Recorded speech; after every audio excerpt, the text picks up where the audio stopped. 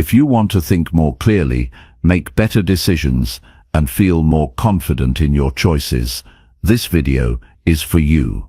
Improving your critical thinking skills isn't about being perfect or having all the answers. It's about training your mind to see things more clearly, question what you hear, and find better solutions to everyday problems. Imagine waking up each day with a sharper mind, ready to tackle challenges without feeling overwhelmed or confused. What if you could stop doubting yourself and start trusting your judgment more? That kind of mental strength comes from learning simple habits anyone can practice. In this video, I'm going to share practical steps that you can apply right away to boost your critical thinking. These are not complicated theories or fancy tricks, just real, useful advice you can use in your daily life.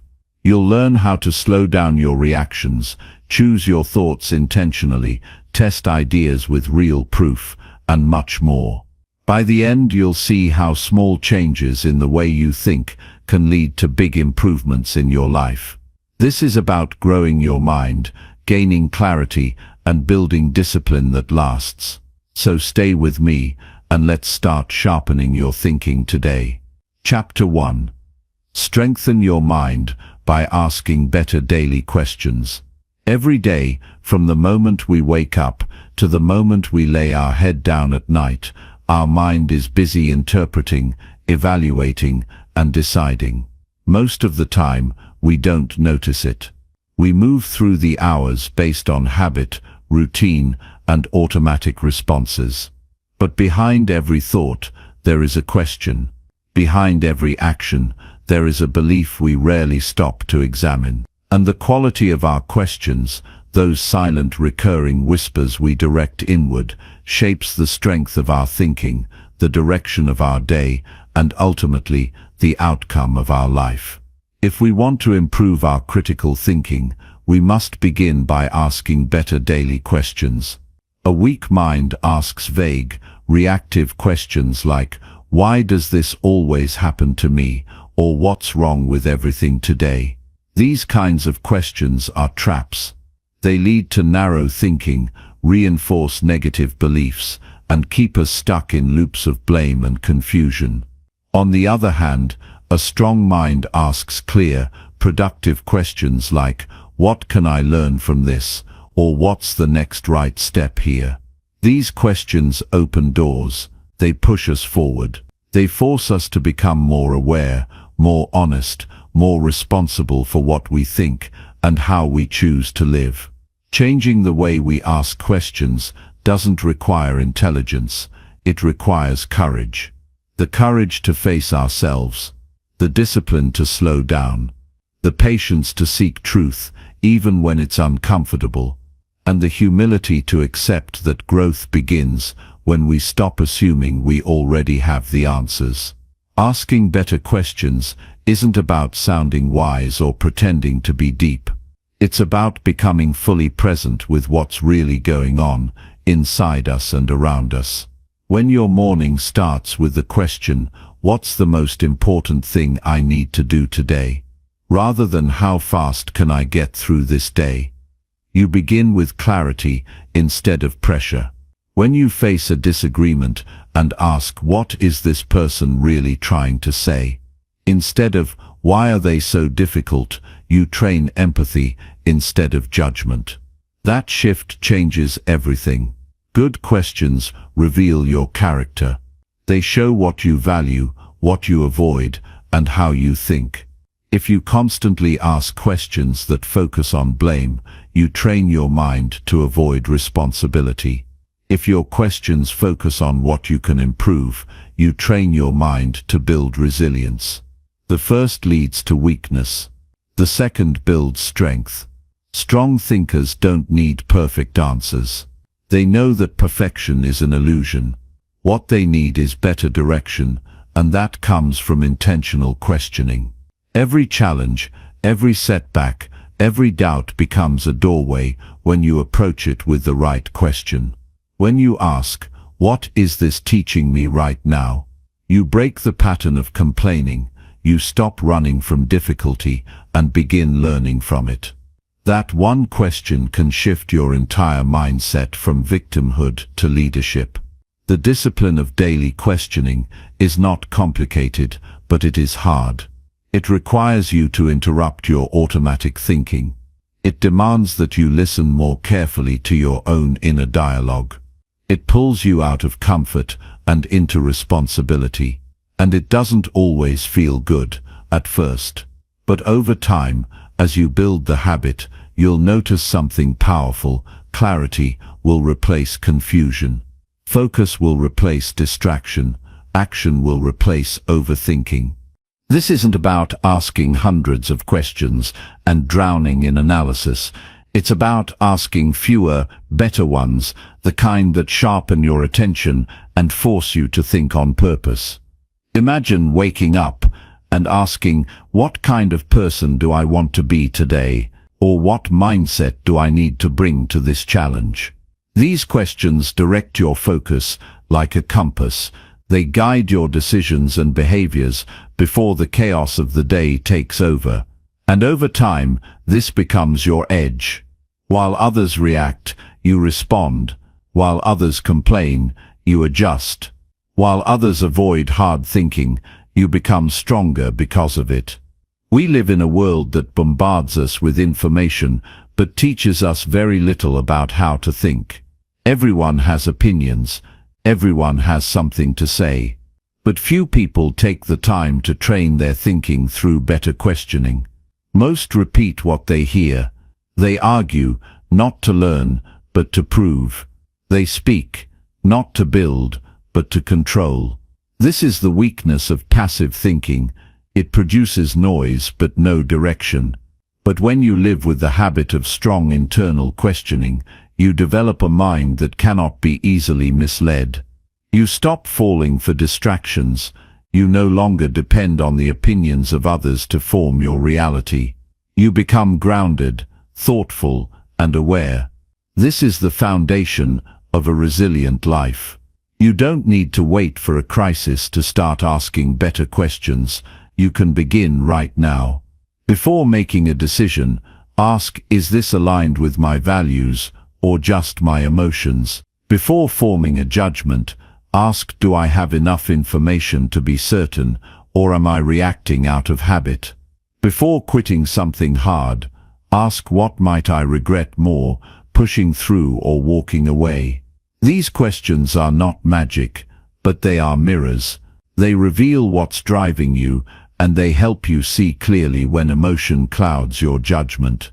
It's also important to ask questions that challenge your comfort. Growth is uncomfortable. Most people avoid it because it forces them to change. But if you want a stronger mind, you must be willing to ask, where am I lying to myself? Or what truth am I avoiding because it's painful? These are difficult questions, but they are the ones that matter most. They bring pain, yes, but also freedom.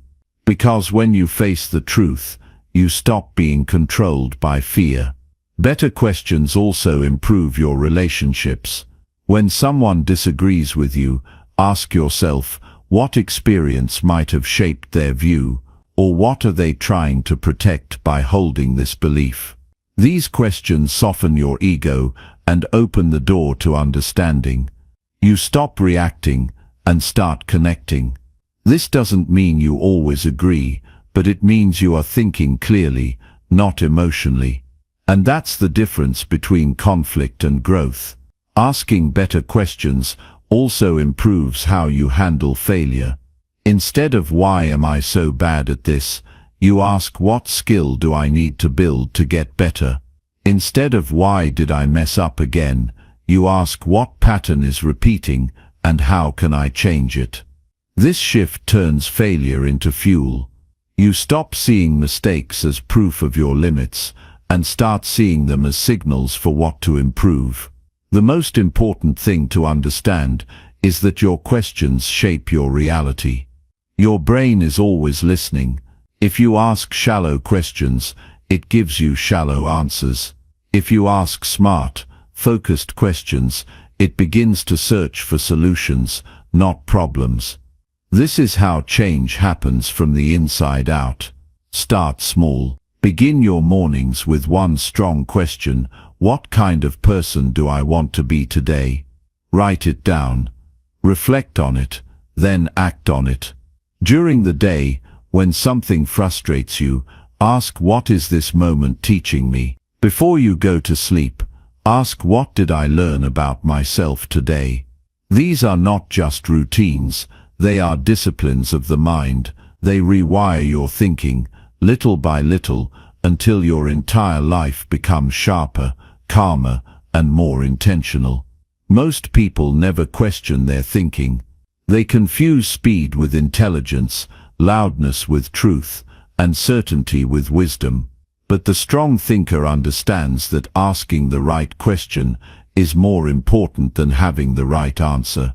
Because the right question opens the mind. It forces you to examine your assumptions, to pause your emotions, and to rise above impulsive reactions. It turns noise into clarity. This is what separates those who grow from those who stay stuck. The ones who grow are not always the smartest, but they are the most curious. They are willing to be wrong. They are hungry for better thinking, and they live with a quiet strength that comes from knowing they can rely on their own mind, not because it's perfect, but because it's disciplined. So, if you truly want to strengthen your mind, don't start with new information. Start with new questions, and ask them daily, not once. Make it a habit. Build it into your routine. Write your questions in a journal. Say them out loud when you feel confused. Use them when you're angry, when you're tired, when you're unsure. That's when they matter most. Because anyone can think clearly when life is easy. The real test of strength is how you think when life is not. And remember, no one else can do this work for you. You must build your own thinking. You must train it like a muscle. The world will tempt you to copy, to follow, to rush, but your job is different. Your job is to pause, to question, to choose. That's how you build a strong mind. Not by always being right, but by being willing to think deeply, honestly, and consistently. You will notice over time that better questions change not only how you think, but how you feel. You'll stop overreacting to things that once bothered you. You'll stop chasing answers that don't matter. And you'll begin to live with more purpose, because you're no longer lost in confusion. You're thinking with clarity. The power to change your life is already within you. It starts with one simple act repeated every day, asking better questions, not to impress others, not to sound smart, but to think clearly, to see what matters, to act with strength. That is how you grow. That is how you win.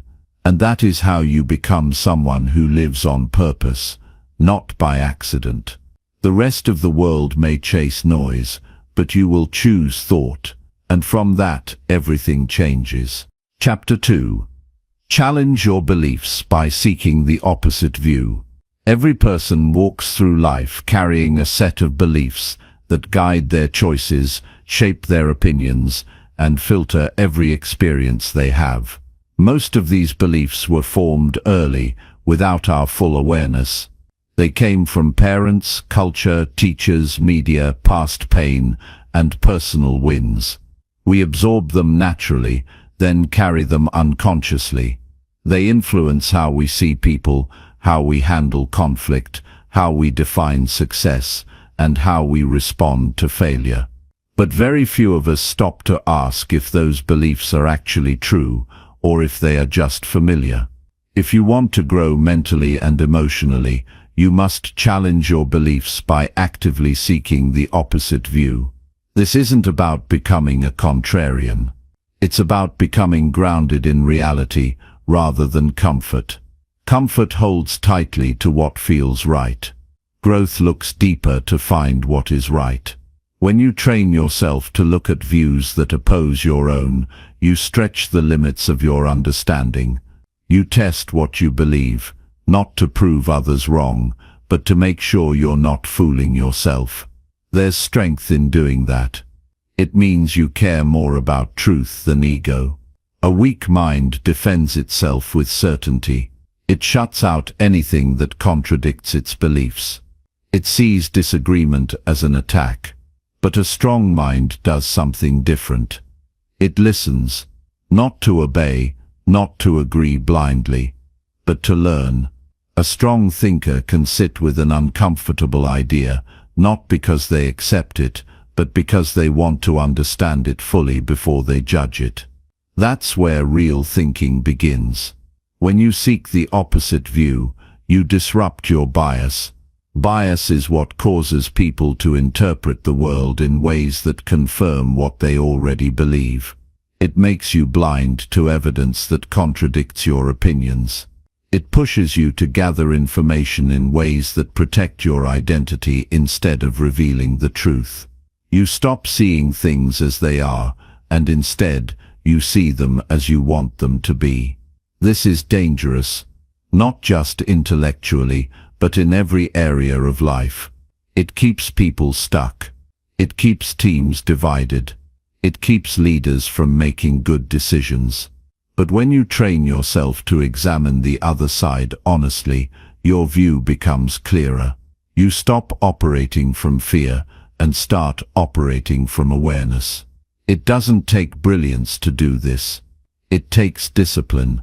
It's easier to only follow people who agree with you. It's easier to shut down arguments that make you uncomfortable. But ease doesn't build mental sharpness. Effort does.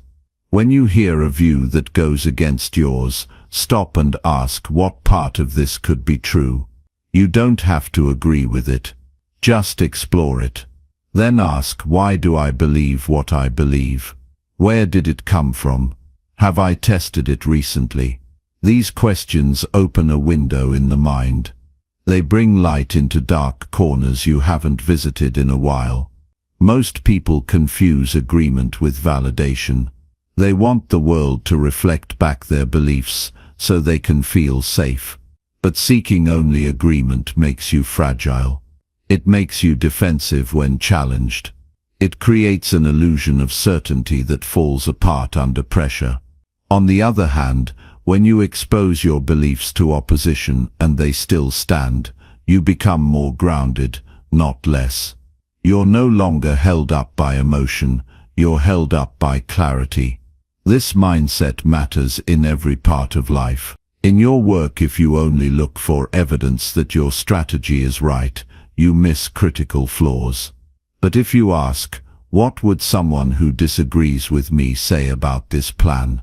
You find weaknesses before they become failures. In relationships, if you assume your way is the only right way, you create distance.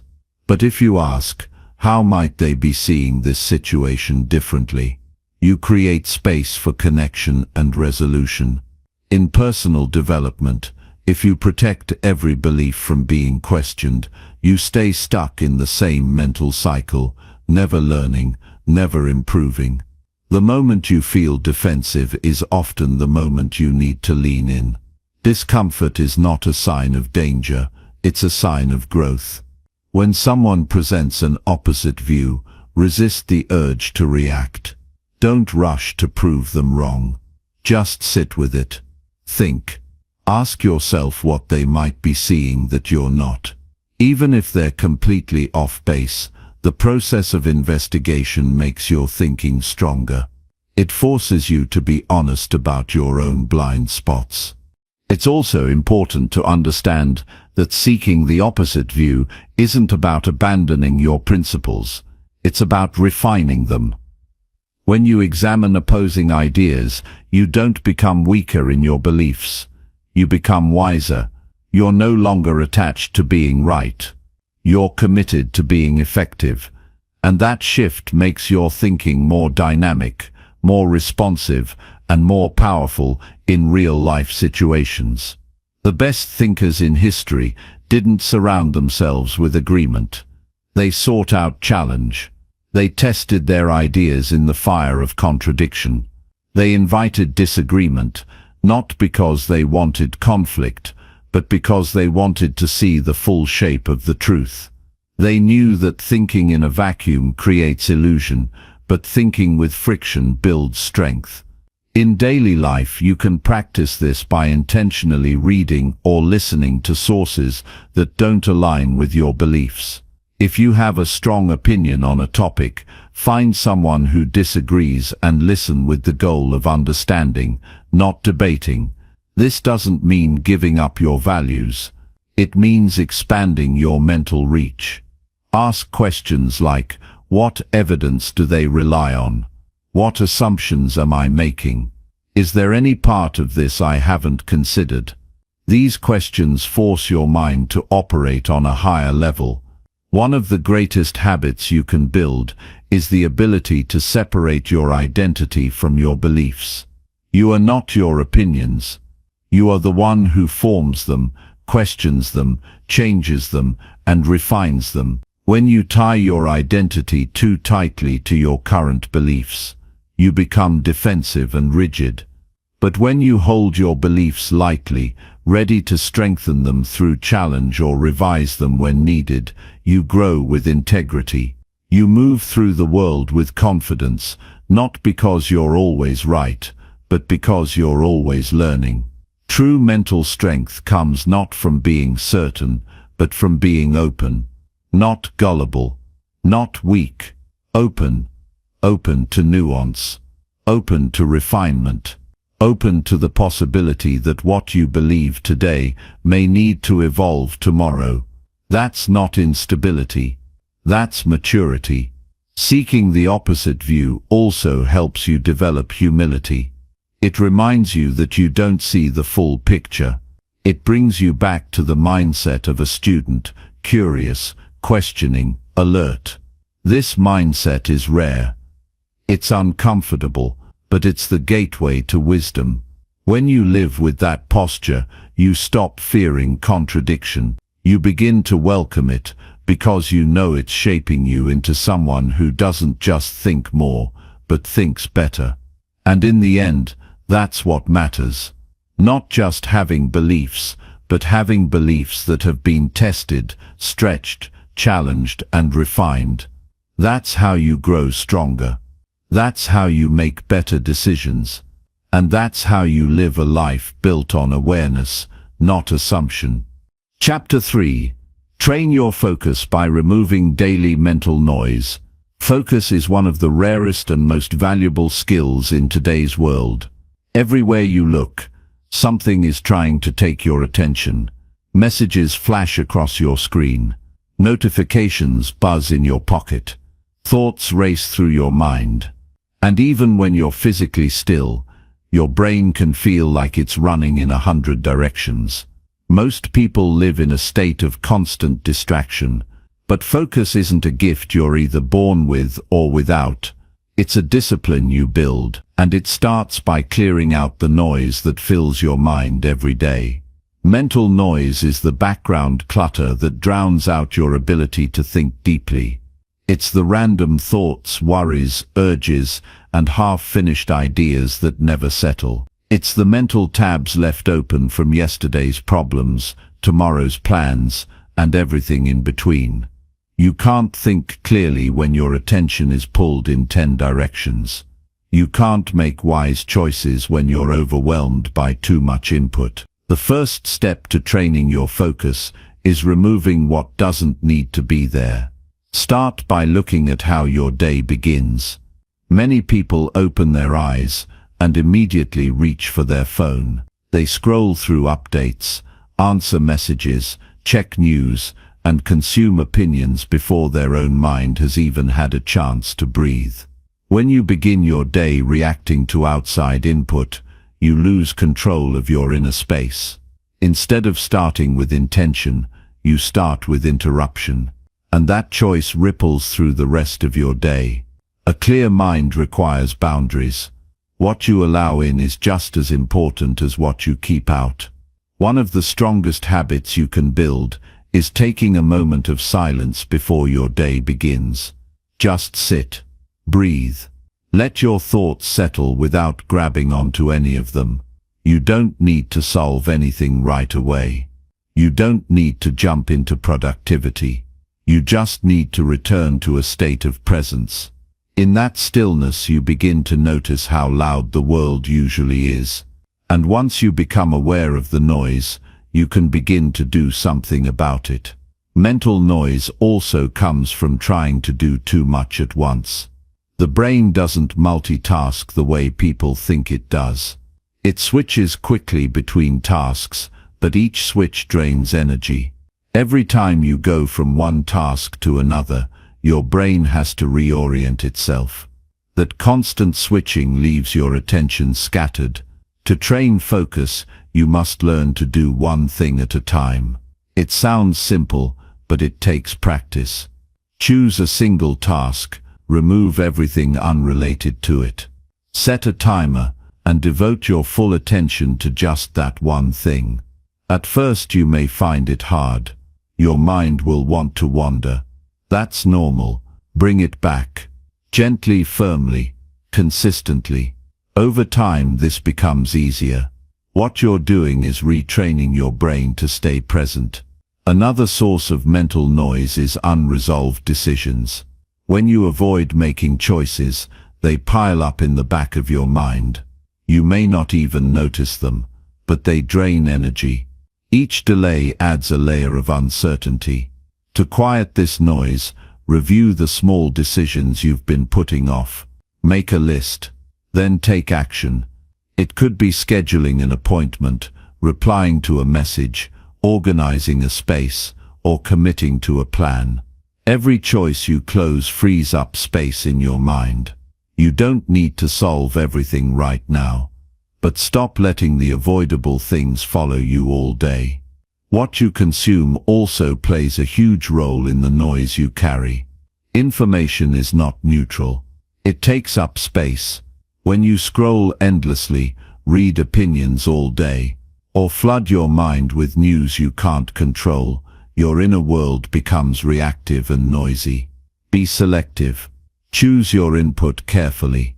You don't need to know everything. You need to understand what matters. That requires clarity, not constant stimulation. Focused minds are fed by focused content. Even internal dialogue can become a source of noise. Most people have a voice in their head that never stops. It comments, criticizes, worries, plans, replays conversations, and invents scenarios. If you're not careful, this voice can lead you in circles. To quiet this mental chatter, start observing it. Step back from your thoughts and just watch them. Don't argue, don't resist. Just notice. This practice alone begins to reduce the volume. Over time, you'll realize you're not your thoughts. You're the one who sees them. That small shift brings enormous peace. Training your focus also requires creating protected time. You can't expect deep thinking to happen in an environment that constantly interrupts you. Set aside blocks of time where you're unreachable. Turn off notifications. Put your phone in another room. Let others know you're not available during that time. Focus doesn't thrive by accident. It requires intention and space. It's not always convenient, but it is always worth it. Your environment reflects your mind. Cluttered surroundings create mental friction. If your desk, room, or workspace is filled with random items, unfinished tasks, or open tabs, your mind absorbs that clutter. Take time to organize your space. Remove what you don't need. Put things in order. You'll notice a subtle shift inside. Physical clarity supports mental clarity. The outer world and the inner world are more connected than we think. Rest is also a necessary part of focus. Exhausted minds can't concentrate. If you're constantly tired, overworked, or overstimulated, you won't be able to focus, no matter how hard you try. Prioritize sleep. Step away from screens before bed. Create a winding down ritual that signals to your brain, it's time to slow down. Focus is not just about what you do during the day, it's also about how well you recover. Give your brain time to rest so it can work at its best when you need it. Building focus isn't about perfection, it's about consistency. Some days will be clearer than others. That's okay. What matters is that you return to the practice. You catch yourself when you drift. You recommit to clarity. You simplify what you can. And over time, you create a mind that isn't ruled by chaos, but guided by discipline. When you reduce the noise, you begin to hear yourself again. You notice what matters. You make better decisions. You respond rather than react. You move through the day with purpose instead of just surviving it. Focus gives you your power back. It allows you to create, to grow, to lead, and to live with depth. In a world full of noise, your ability to stay clear is a rare and valuable strength. And it starts with removing what you no longer need, inside and out. Chapter 4. Test every idea by using real-life proof. Ideas are everywhere. You hear them from people, read them in books, see them in videos, and form them in your own mind. Some ideas sound wise, others sound exciting, and many sound convincing. But sounding good doesn't make something true. Thinking clearly means you don't take ideas at face value. It means you test them against something stronger than words. You test them against what actually works. You test them against real life. When you rely only on theory, you create assumptions. You expect results based on what should happen, not on what does happen. And that gap between expectation and reality is where most people become lost. They try advice that sounds smart but fails them. They hold beliefs that comfort them but lead to poor choices. They follow ideas they've never questioned and end up confused when life doesn't respond the way they hoped. The cure is simple, but not always easy. Proof over opinion. An idea has value only if it holds up in the real world. If it improves your choices, helps others, or solves a real problem, it earns its place. But if an idea weakens your results, traps you in false thinking, or leads you away from truth, it must be changed or discarded, no matter how good it sounds. Truth is not found in how loudly something is said or how many people agree with it. It's found by testing. It's found through observation. It's found by paying attention to what actually happens, not what people promise. Start by questioning your own ideas. Ask yourself where they came from. Did you try them, or did you just accept them? Have they made your life clearer or more complicated? Do they match what you see happening around you? You don't have to abandon everything you believe, but you do need to hold your ideas with strength and humility. Strength means you're not easily shaken. Humility means you're willing to change when reality teaches you something new. This balance keeps your thinking honest. Real-life proof often begins with experience. You try something. You observe what happens. You reflect on the result. Then you adjust. This process takes patience, but it's how real knowledge is built. Don't just think about what might work. Apply it. Don't assume an idea is right because it's popular. Put it to the test. If someone tells you a strategy will bring peace, try it and see if your stress actually reduces. If a method is said to improve discipline, use it and track your consistency. If a belief is said to bring clarity, apply it during confusion and observe what shifts. Ideas that are true will prove themselves. They don't need to be defended with emotion. They hold up on their own. Be cautious with second-hand certainty. People will speak with great confidence about things they've never tested. They repeat ideas passed down from others without ever asking if they work. Just because something has been said many times doesn't make it useful. The danger isn't just in being wrong, it's in being confident about something that doesn't serve you.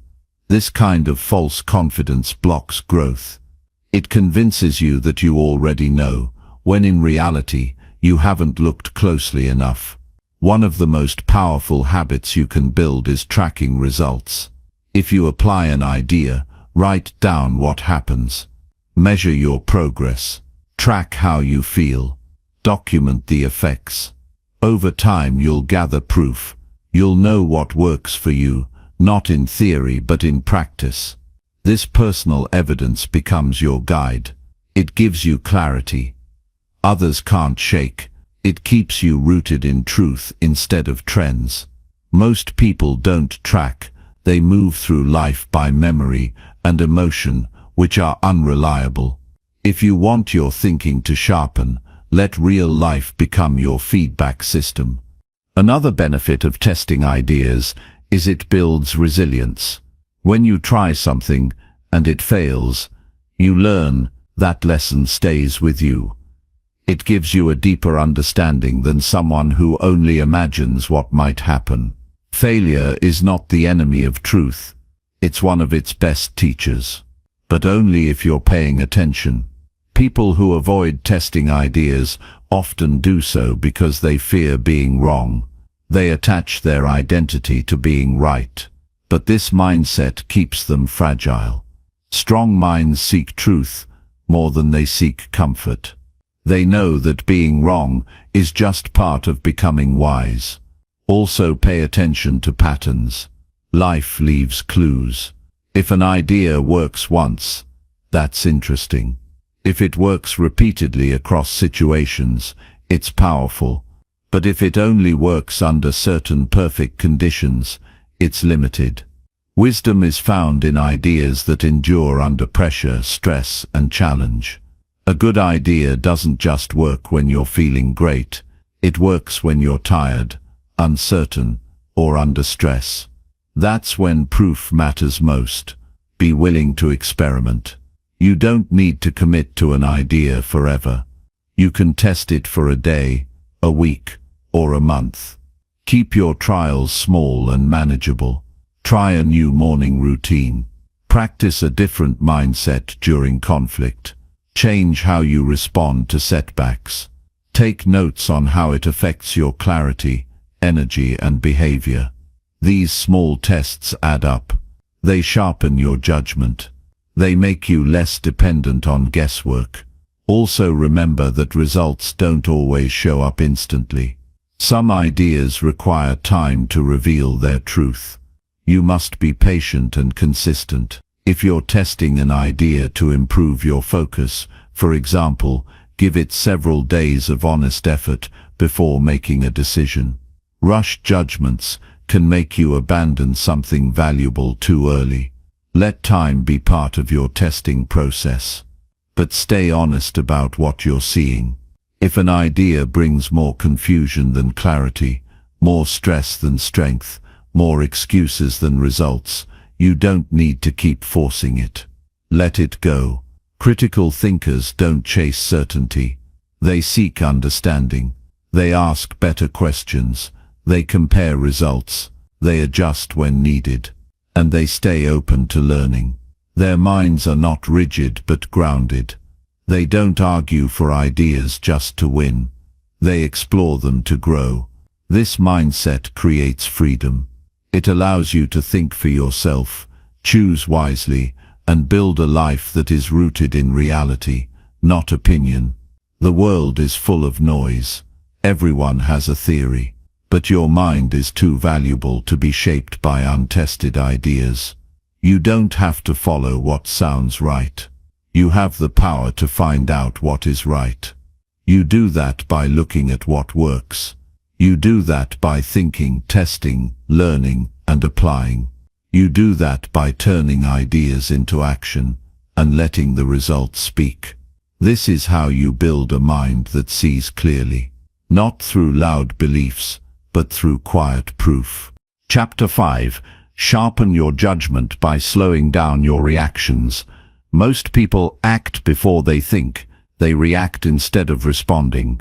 They speak too soon, decide too quickly, and assume too often. And with every fast reaction, their judgment becomes weaker. Wisdom doesn't rush. It observes, it listens. It considers what's not being said. It creates space between what happens and how you respond to it. That space is where clarity lives, and without it, you become a slave to impulse. Slowing down your reactions doesn't mean you freeze or avoid taking action. It means you hold your ground long enough to understand what's really happening. It means you give yourself permission to wait, reflect, and assess. The sharpest minds are not those who always know the answer, but those who give themselves time to ask the right question. The moment between an event and your reaction is the moment where growth is possible. If you fill that space with automatic emotion, you lose your power. But if you fill it with awareness, you gain control. The brain is built for speed. It wants to resolve tension quickly. It wants to judge, label, and react without doing the deeper work.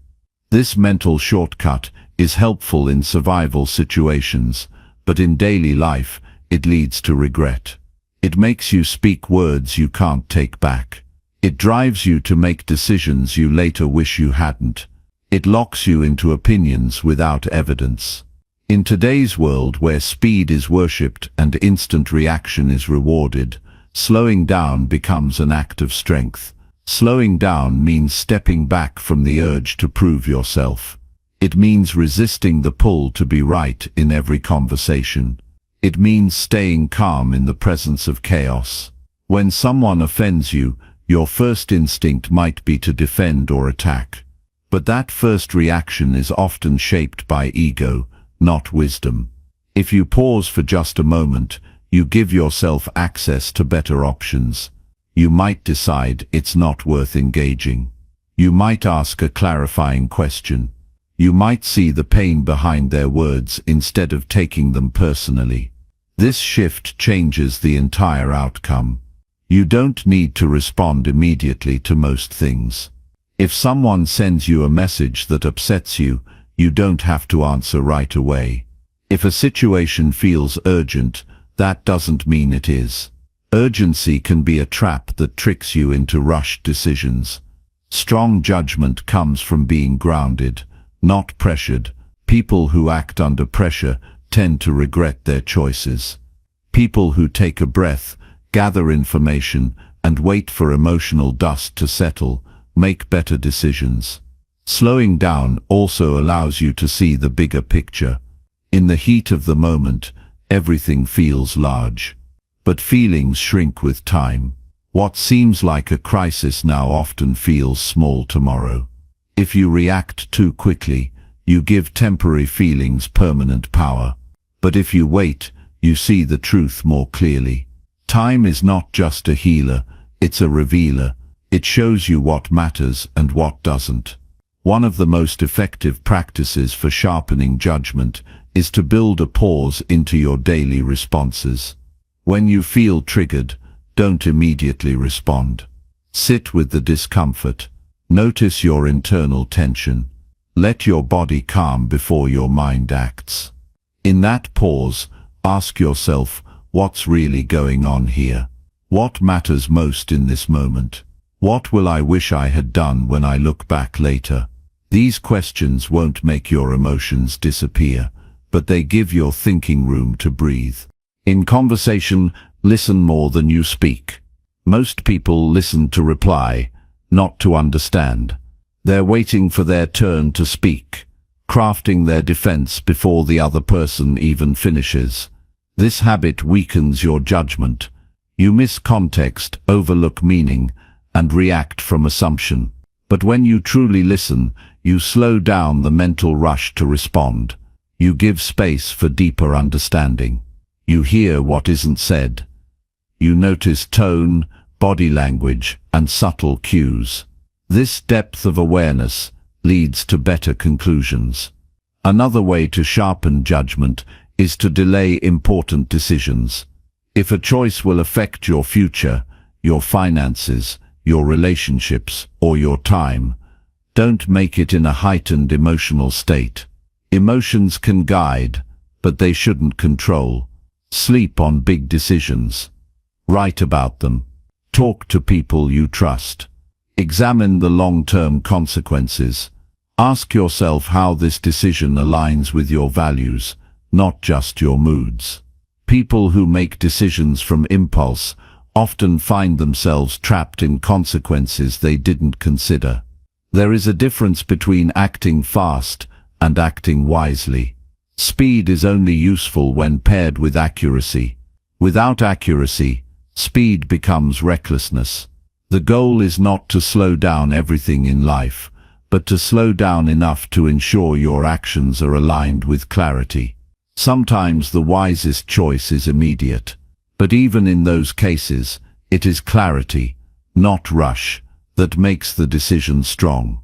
Learning to pause takes practice. You may still react quickly at times, but over time, the space will grow. You'll notice more. You'll catch yourself before you say something you regret. You'll stop arguments before they escalate. You'll avoid traps disguised as opportunities. You'll respond to challenges with strategy, not just emotion. And most importantly, you'll feel more in control of your own mind. True power is not loud. It doesn't need to prove itself. It doesn't chase control. It chooses when to speak, when to act, and when to wait. Sharpening your judgment is not about becoming distant or detached. It's about becoming deliberate. It's about recognizing that every reaction shapes your path, and that slowing down is not weakness but wisdom. In a world moving faster every day, those who slow down gain an edge. They see what others miss. They make fewer mistakes. They recover faster from setbacks. They lead themselves with discipline. Slowing down doesn't mean doing less. It means doing what matters most with greater purpose.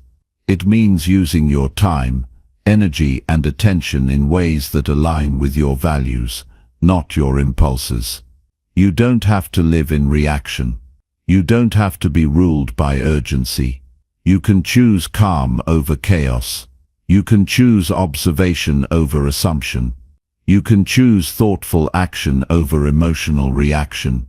And every time you make that choice, you strengthen your judgment, not by accident, not by chance, but by consistent practice of something simple and powerful, slowing down.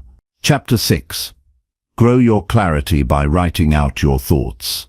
Most people carry a storm of thoughts in their heads without realizing how much it clouds their understanding. When the mind is full of noise, scattered worries, and vague impressions, it becomes harder to see what truly matters. Clarity does not come from thinking harder, it comes from thinking better. And the fastest way to think better is to write. Writing brings structure to confusion. It makes the invisible visible. It allows you to observe your mind instead of being trapped inside it. When you write, you take what's vague and make it exact. Thoughts that feel heavy in your head often shrink once they hit the page. What felt like a tangled problem becomes a simple sentence. Writing gives shape to your emotions, your ideas, your plans, and your doubts. It helps you understand why you feel what you feel. It shows you what's behind the tension in your chest or the weight on your mind. Writing doesn't always give you answers right away, but it clears space for answers to emerge. Clarity is not about having everything figured out. It's about being honest about what you know and what you don't. When you write your thoughts out, you stop pretending. You face what's real. You see the contradictions in your beliefs. You notice how your moods affect your conclusions. You uncover assumptions that have been guiding your behavior. This is how you grow your clarity, not by chasing certainty, but by becoming more truthful with yourself. The process of writing slows your thinking just enough to catch it. When thoughts stay in your head, they blend together. One fear overlaps with another. One goal distracts from a deeper need. But when you write, each idea stands on its own. You start to notice which thoughts are helping you and which ones are not. You see the difference between worry and wisdom, between emotion and fact. Writing separates signal from noise. You don't need to write beautifully. You don't need perfect grammar. You don't even need to write for long. What matters is that you write honestly. A few minutes each day is enough to begin building clarity. Write what's bothering you. Write what you're grateful for. Write the questions you can't stop thinking about. Write the choices you're unsure of. As the words appear on the page, your mind begins to settle. And in that stillness, truth becomes easier to recognize. Many people avoid writing because they fear what they might discover. It's easier to distract yourself than to confront your uncertainty. But real growth only happens when you're willing to face your own thinking. Writing removes the filter. It shows you where you've been lying to yourself. It reveals patterns you've repeated for years. It shines a light on the thoughts you've avoided out of fear. And once you see them, you're no longer at their mercy. Writing also helps you prepare for challenges. Before an important conversation, write down what you want to say. Before making a tough decision, write down the risks and rewards. When your mind feels scattered, take 10 minutes to list your priorities. This simple act of putting thoughts into words can prevent countless mistakes. It gives you a reference point when your emotions try to take over. It creates a foundation of intention instead of reaction. If you struggle to focus, writing can bring you back. If you feel overwhelmed, writing can slow your heart rate. If you feel confused, writing can lead you toward insight. There is no situation in life that cannot be improved by gaining more clarity, and writing is the path that gets you there. You might think better when you talk to others, but even in conversation, your thoughts are shaped by social pressure, expectations, or the fear of being judged. Writing is private. It's a space where you can be fully honest without fear. That privacy creates freedom. You can say what you really mean. You can explore thoughts you're not ready to share. You can practice being real with yourself before being real with the world. Over time, writing becomes more than a tool. It becomes a habit of discipline. It keeps your thoughts in order. It reduces the chaos of your inner world. It builds the mental muscles you need to think independently, to make better decisions, and to understand yourself on a deeper level. The more you write, the more you realize how often your mind runs on autopilot. You start to challenge your automatic thoughts. You learn to think more slowly, more clearly, and more deliberately. Writing is not just for processing problems, it's also for recognizing progress. When you look back at what you wrote a week ago, a month ago, or a year ago, you begin to see how much you've grown. You see how problems that once felt massive have faded. You recognize strengths you didn't see at the time. This perspective gives you confidence. It shows you that even when life feels uncertain, you are moving forward to grow your clarity. Start by making writing a daily practice. Don't wait for inspiration. Don't wait for a problem. Just sit down and write whatever comes to mind. Let it be messy. Let it be honest. Write until the tension softens. Write until you feel your mind breathe. Some days you may only write a few sentences. Other days you may find yourself going deeper than you expected. Either way, you are training your mind to slow down and reflect. Writing is not about recording your life. It's about revealing your mind. It's about seeing what's behind your choices, your reactions, and your desires. It's about sorting through confusion to find clarity, and once you begin, you'll wonder how you lived so long without it. Because with every word you write, you strengthen your ability to think, you sharpen your awareness, you stop living passively and start engaging with your life more consciously. There's a quiet power in picking up a pen or opening a blank page. It's the moment you stop consuming and start creating. It's the moment you stop running and start reflecting. It's the moment you stop pretending to have it all figured out and begin understanding yourself for real. Clarity isn't given, it's earned, and writing is how you earn it. Chapter 7. Solve real problems by breaking them into steps. Most problems feel bigger than they are because they live in your head as one overwhelming block. They carry emotion, fear, and the pressure of time, all tied into one heavy thought that loops endlessly. You replay the situation, feel the weight of the unknown, and begin to convince yourself that it's more complicated than it is. This is what makes many people freeze, not because they can't solve the issue, but because they don't know where to start. The real skill is not brute intelligence or talent. It's the ability to break a problem down into steps so small that you stop feeling overwhelmed and start moving forward. The mind doesn't like confusion. It seeks order. When a problem is messy and undefined, it triggers anxiety. But the moment you begin to dissect it into smaller, actionable parts, it becomes manageable. The pressure decreases. Your thinking becomes sharper. You stop fearing the outcome and start understanding the process. Most people wait for motivation or clarity to appear before they act. But clarity comes from motion, not the other way around. You get clearer as you begin solving, and that begins by dividing the whole into pieces. When you're stuck with a challenge, the first step is to define exactly what the problem is, not the drama around it, not the emotions it stirs up, not the possible disasters you imagine, but the specific issue that needs solving. This forces your mind to focus. It moves you from feeling helpless to feeling capable. A problem that is clearly named is already half solved.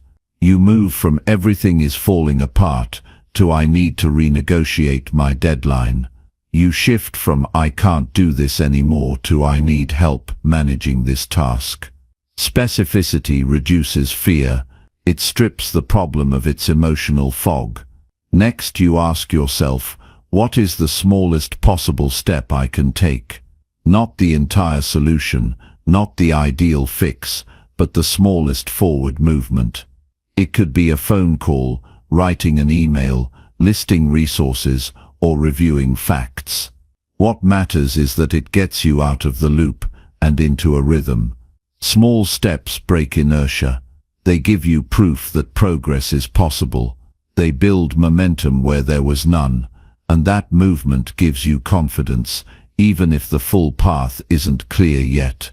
Every big achievement is the result of tiny steps repeated over time. Solving complex issues is not about genius insight, it's about endurance and structure. The best problem solvers don't try to leap from chaos to resolution in one giant jump. They build bridges, they map out stages, they create order from the mess by seeing the layers. You can do the same by asking the right questions. What needs to happen first? Who is involved? What are the constraints? What can I influence right now?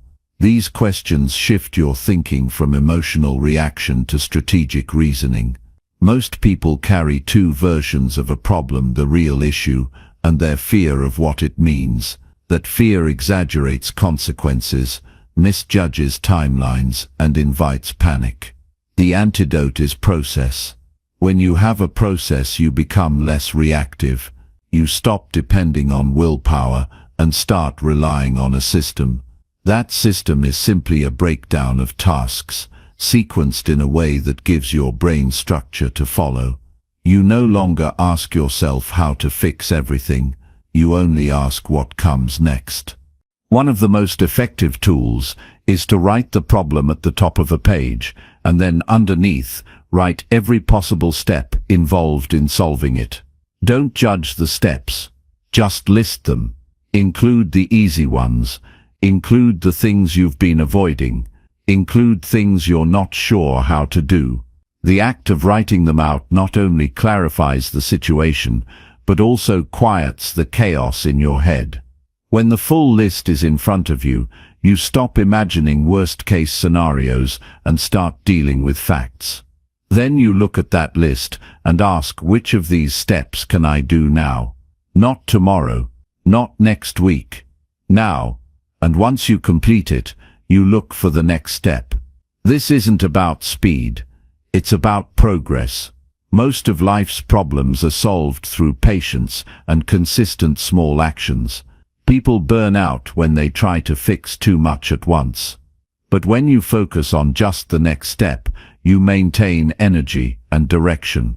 Some problems aren't solved quickly. They require waiting, gathering information, or working with others. But even those can be broken into meaningful actions. Maybe the step is research. Maybe it's preparing a proposal. Maybe it's asking for help. You can always find a step. Even reflection is a step.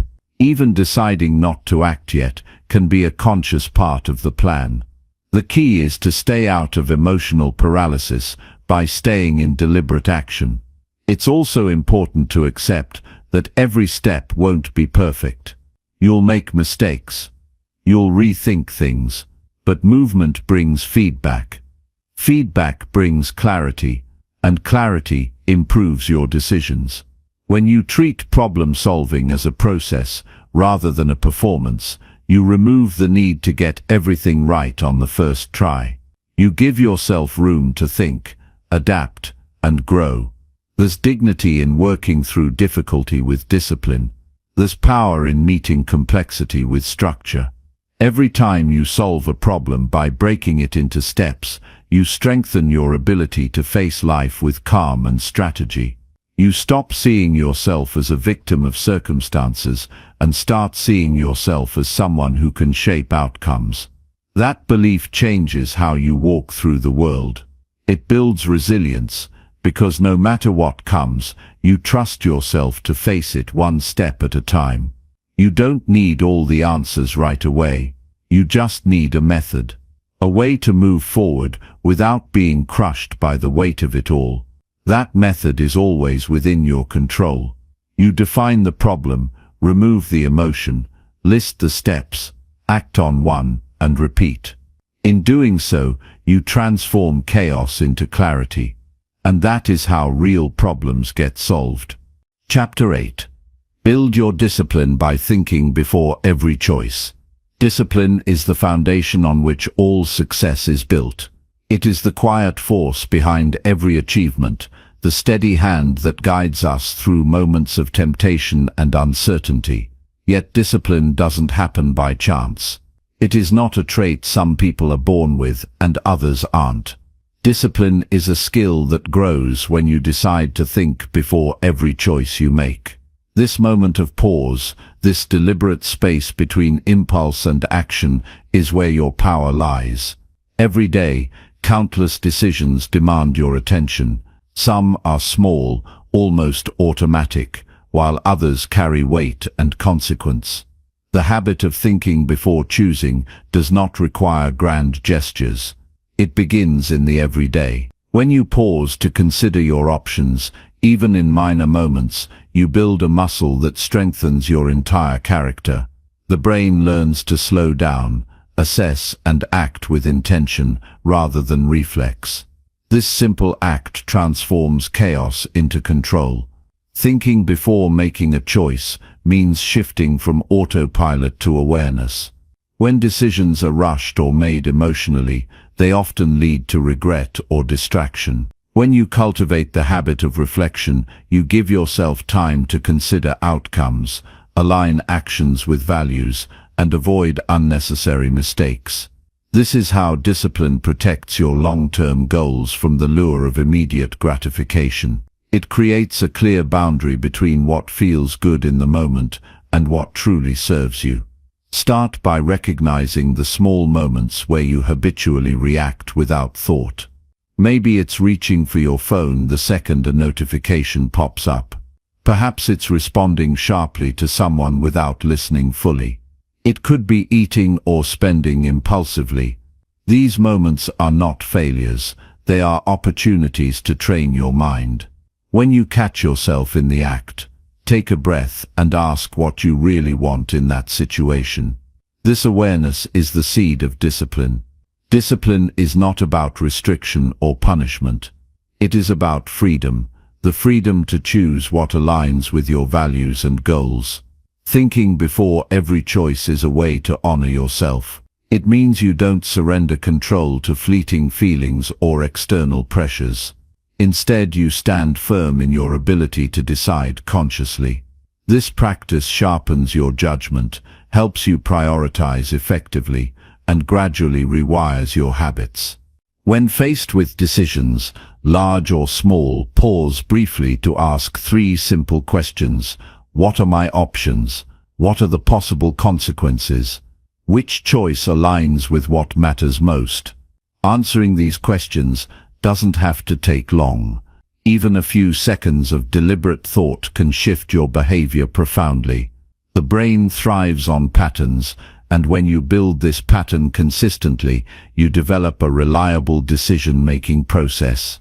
This discipline also helps you resist distractions that steal time and energy. In a world full of constant stimuli, thinking before acting allows you to maintain focus. It prevents impulsive reactions that often derail progress. When you cultivate this habit, you notice how your actions become more purposeful and your days more productive. You reclaim control over your attention and use it where it counts. Another powerful benefit of thinking before every choice is emotional regulation. Often impulsive decisions come from reacting to strong emotions, anger, fear, excitement. By inserting a moment of thought, you create space to observe your feelings without being driven by them. This space helps you respond thoughtfully rather than react destructively. Over time, you build emotional resilience, which is a cornerstone of discipline. Discipline through thoughtful decision-making requires patience and persistence. There will be times when you slip back into old habits of instant reaction. This is natural and expected.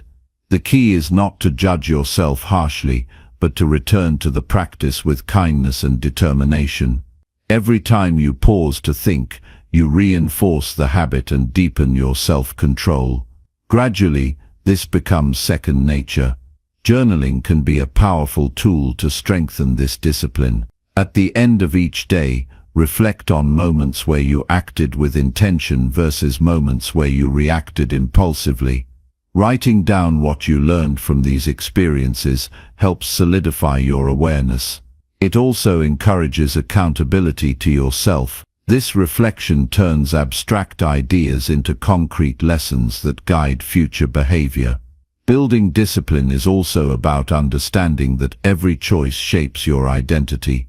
You are not just making decisions in isolation, you are constructing the person you become.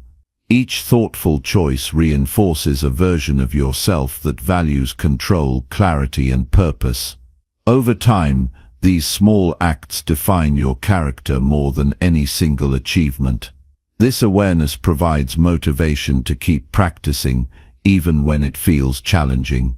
It's important to recognize the power of environment in supporting discipline. Surround yourself with people and settings that encourage deliberate action rather than impulsivity.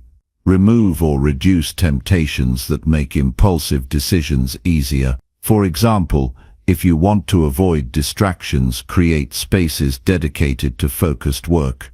If you want healthier habits, keep tempting junk food out of reach. Thoughtful choices extend beyond the moment. They include designing your world to help you succeed. Discipline is not about perfection, It's about commitment.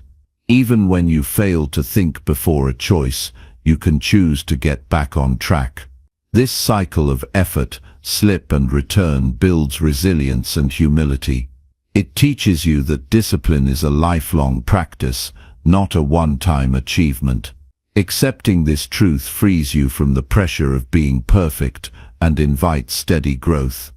As discipline strengthens, decision fatigue lessens. When you think before every choice, you reduce wasted energy on regrets and corrections. Your mind becomes clearer and your actions more aligned with your goals. This creates a virtuous cycle where discipline feeds confidence, and confidence fuels further discipline. This feedback loop is essential for sustained personal growth and critical thinking. In moments of doubt, remind yourself that discipline begins with the willingness to pause. This willingness is a form of respect for your future self. It honors your dreams by preventing careless decisions that could derail your path. Each thoughtful choice is a step toward the life you want to live. This perspective transforms discipline from a chore into a meaningful commitment to your own excellence. The journey to build discipline by thinking before every choice will not always be easy. It requires conscious effort to interrupt ingrained habits. It demands courage to face discomfort and uncertainty. But the rewards are profound. You gain clarity in decision-making, control over impulses, and alignment with your highest values. These benefits ripple into every area of life: relationships, career, health, and self-esteem. In practical terms, build your discipline by creating simple reminders to pause. Use alarms, notes, or mental triggers to catch impulsive moments. Practice mindful breathing or counting to 3 before acting. These techniques create a buffer between stimulus and response. Over time, this buffer grows and the pause becomes instinctive. The power of this habit lies not in a single act but in consistent repetition. Ultimately, discipline through thoughtful choice is about mastery over yourself. It is a demonstration of inner strength that no external force can take away. You become the captain of your actions, the architect of your life. With each choice carefully considered, you carve out a path defined by purpose rather than chance. This is the essence of true freedom, the freedom that comes from self-control. This approach to discipline is not about limiting your spontaneity or joy. It is about ensuring that your spontaneous moments are aligned with your deeper goals. By choosing consciously, you make space for both creativity and responsibility. You live intentionally, not reactively. This balance is what allows you to grow steadily without burning out or losing direction. Building discipline through thinking before every choice empowers you to navigate complexity with confidence. It gives you the tools to face challenges calmly, to resist distractions, and to move forward even when motivation falters. This skill becomes a foundation for lifelong learning, resilience, and success. It transforms decision-making from a source of stress into a source of strength. The practice of pausing before acting trains the mind to become a clear observer rather than a reactive participant. This shift is essential for critical thinking because it allows you to analyze situations thoroughly and make informed judgments. Discipline and critical thinking are partners that reinforce each other. Together they create a mindset capable of navigating any situation with clarity and courage. In the end, building discipline by thinking before every choice is an act of self-respect and commitment to growth. It means choosing yourself in moments when it's easiest to give in to impulses. It means valuing the long term over the short term. It means living with intention every day. This habit may seem small at first, but its impact on your life will be profound and lasting. It is a powerful way to improve your critical thinking skills and transform your life. Chapter 9. Expand your mind by learning something uncomfortable daily. Growth rarely happens in comfort zones. When your mind is stretched beyond familiar boundaries, that's when real expansion occurs. Learning something uncomfortable each day is a powerful way to keep your thinking sharp and your perspective fresh. It pushes you into new territories of understanding, even if it feels awkward or challenging at first. This daily commitment to discomfort acts like a gym for your brain, training it to adapt, question, and grow without shrinking back. The instinct to avoid discomfort is natural.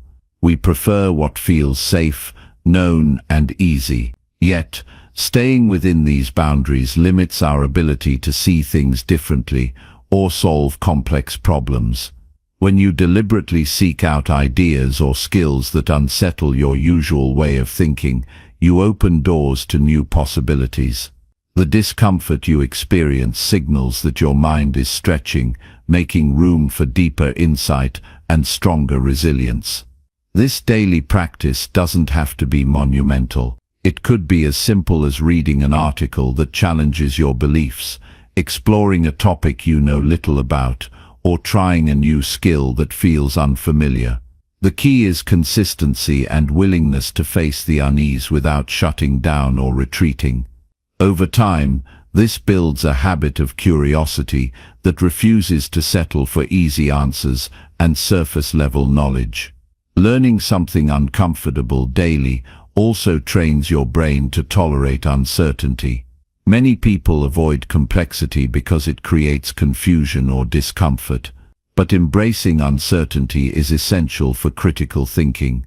When you accept that not all answers are clear or immediate, you develop patience and a deeper capacity to explore. This mindset turns confusion from a roadblock into a stepping stone for discovery. When you push yourself to engage with uncomfortable ideas, you also expose blind spots in your thinking. These blind spots are areas where biases, assumptions, or gaps in knowledge hide. Without confronting discomfort, these remain invisible and continue to limit your growth. But when you challenge yourself regularly, you start to see these weaknesses clearly.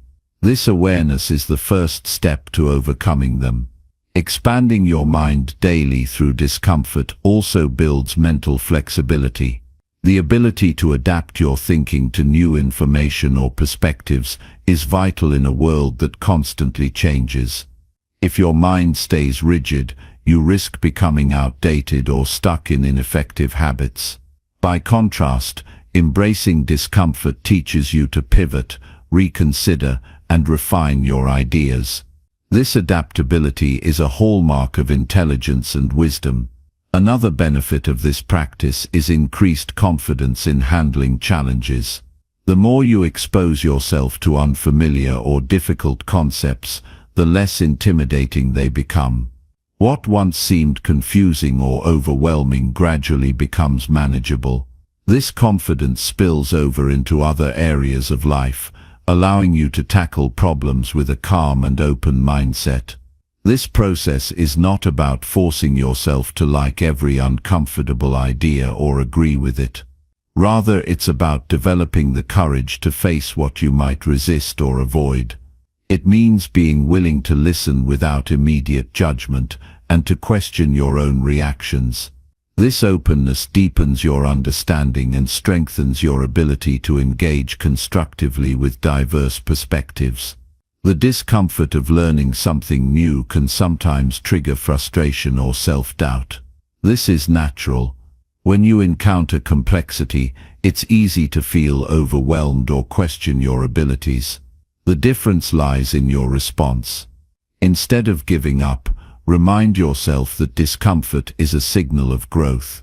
Persist through these moments, knowing that the struggle will lead to greater clarity and strength. To sustain this habit, make learning uncomfortable daily a part of your routine. Set aside time each day for reading, listening, or practicing something that challenges your current knowledge or skills. Treat this time as an investment in your intellectual health.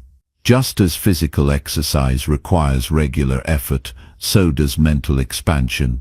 This consistency makes discomfort familiar and less intimidating over time.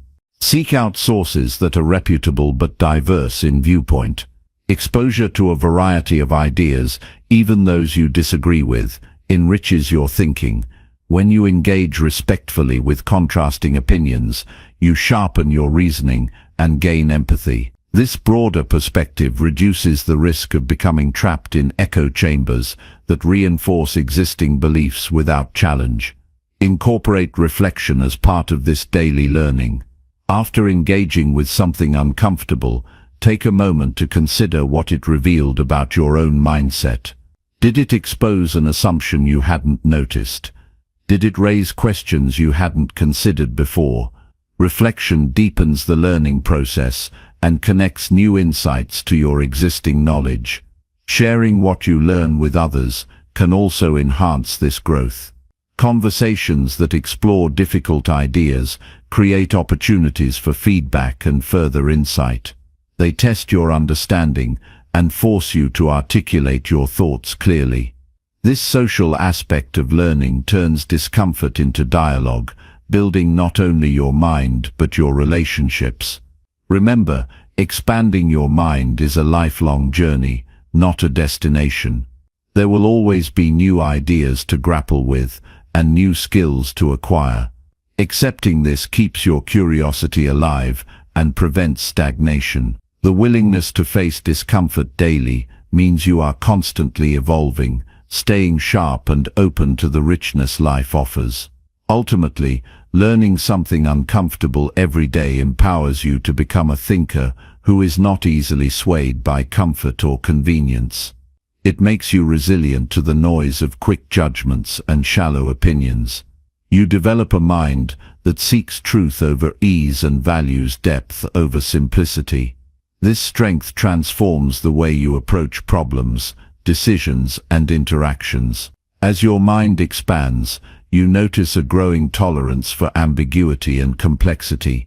You no longer need every answer immediately, or expect things to fit neatly into familiar categories.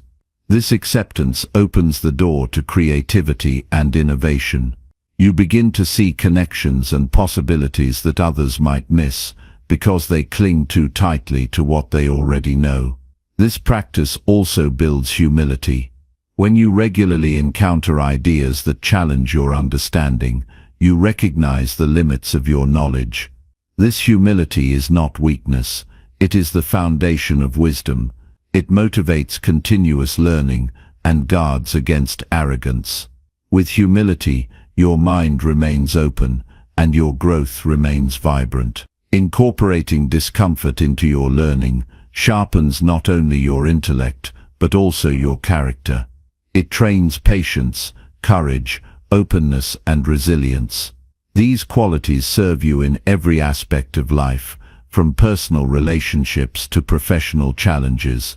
They give you the strength to face uncertainty with grace and the confidence to keep moving forward. The power of expanding your mind daily through discomfort lies in the transformation that happens quietly over time. You become someone who does not shy away from hard questions or difficult truths. Instead, you approach them with curiosity and determination. This mindset change is subtle but profound, setting you apart as a thinker capable of navigating complexity with clarity and courage. In moments when discomfort feels too much, remind yourself why you started. Each uncomfortable lesson is a brick in the foundation of your wisdom and resilience. This perspective helps you embrace the challenge rather than resist it. You grow not despite discomfort, but because of it.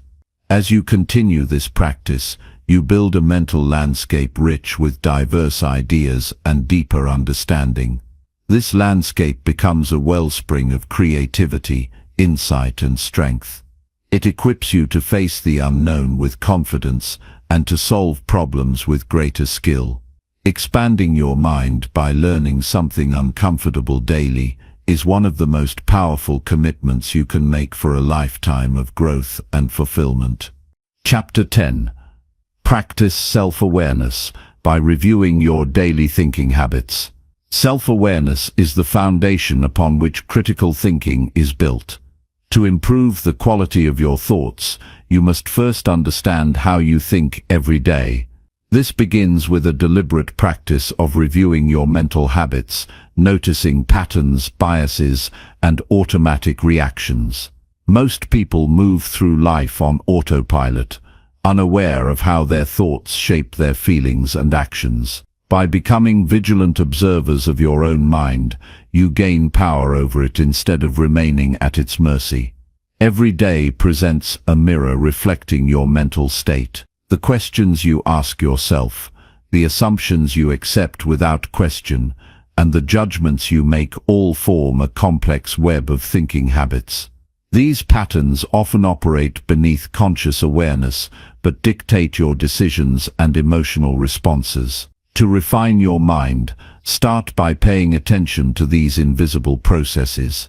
This is not an exercise in self-criticism, but a journey toward clarity and mastery. Begin your practice by setting aside a quiet moment, preferably at the end of the day. Reflect on the thoughts that dominated your mind. Which ones were constructive, leading you toward solutions and understanding? Which ones trapped you in doubt, fear, or distraction?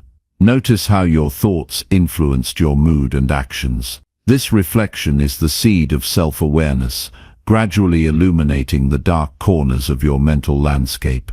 When you review your thinking habits, look for recurring themes.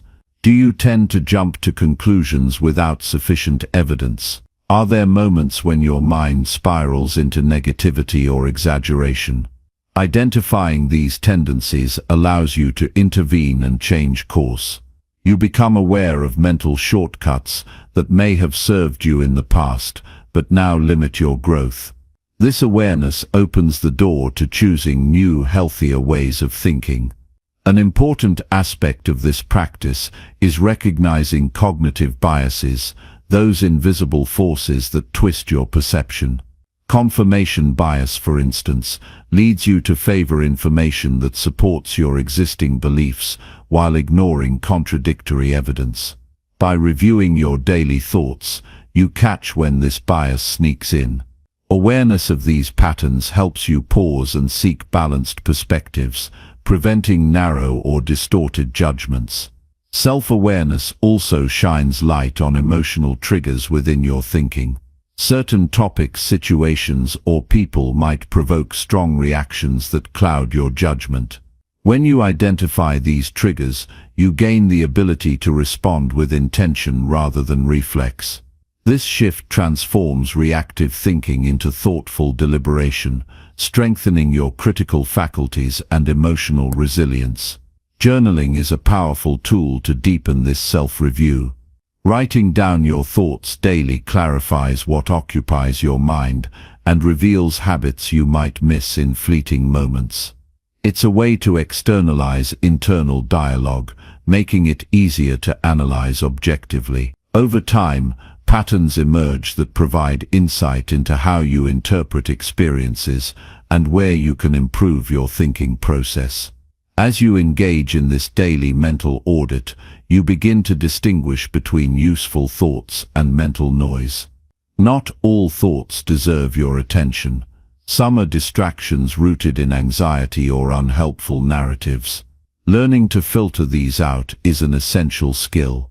You develop a mental discipline that focuses on thoughts contributing to your goals, values, and clarity, rather than feeding confusion or doubt. The practice of reviewing your thinking is also about embracing honesty.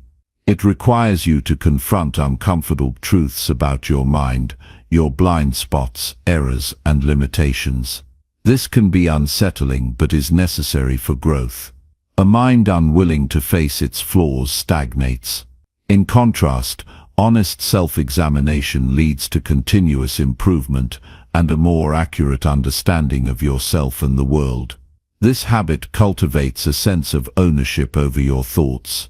Instead of being swept away by every passing idea or emotion, you learn to stand back and choose which mental paths to follow. This ownership increases mental freedom and reduces impulsivity. You begin to realize that your thoughts are tools, not tyrants, and you can wield them with intention. Another benefit is the sharpening of your decision-making. When you regularly analyze how you think, you become aware of patterns that either support or undermine good choices. This insight helps you build better strategies for weighing options and anticipating consequences. Over time, your judgment becomes more reliable, informed by self-knowledge rather than fleeting impulses. The process of self-awareness through reviewing daily thinking also enhances your emotional intelligence. Understanding how your thoughts connect to feelings allows you to manage emotions more effectively. You gain clarity about why certain situations provoke stress, anger, or doubt. This clarity gives you the power to transform emotional turmoil into calm, constructive responses. This practice encourages patience. Change in thinking habits does not happen overnight. The mind resists unfamiliar territory, preferring the comfort of old patterns. But by consistently reviewing and reflecting, you chip away at these barriers. Small daily steps accumulate into lasting transformation, making your thinking sharper and more deliberate. To maintain this practice, develop a simple ritual. It could be a few minutes each evening to reflect silently, or a journal entry, answering questions like, "What dominated my thoughts today? Were these thoughts helpful or harmful? How did my thinking influence my actions and feelings? What patterns did I notice?" This ritual anchors self-awareness into your daily routine, ensuring steady progress. Beyond personal reflection, consider inviting trusted feedback from others. Sometimes blind spots are clearer to those around us. Honest conversations about your thinking habits can reveal hidden biases or assumptions. This external perspective complements your internal review and accelerates growth. Self-awareness through reviewing your thinking is not about perfection, it's about progress and presence.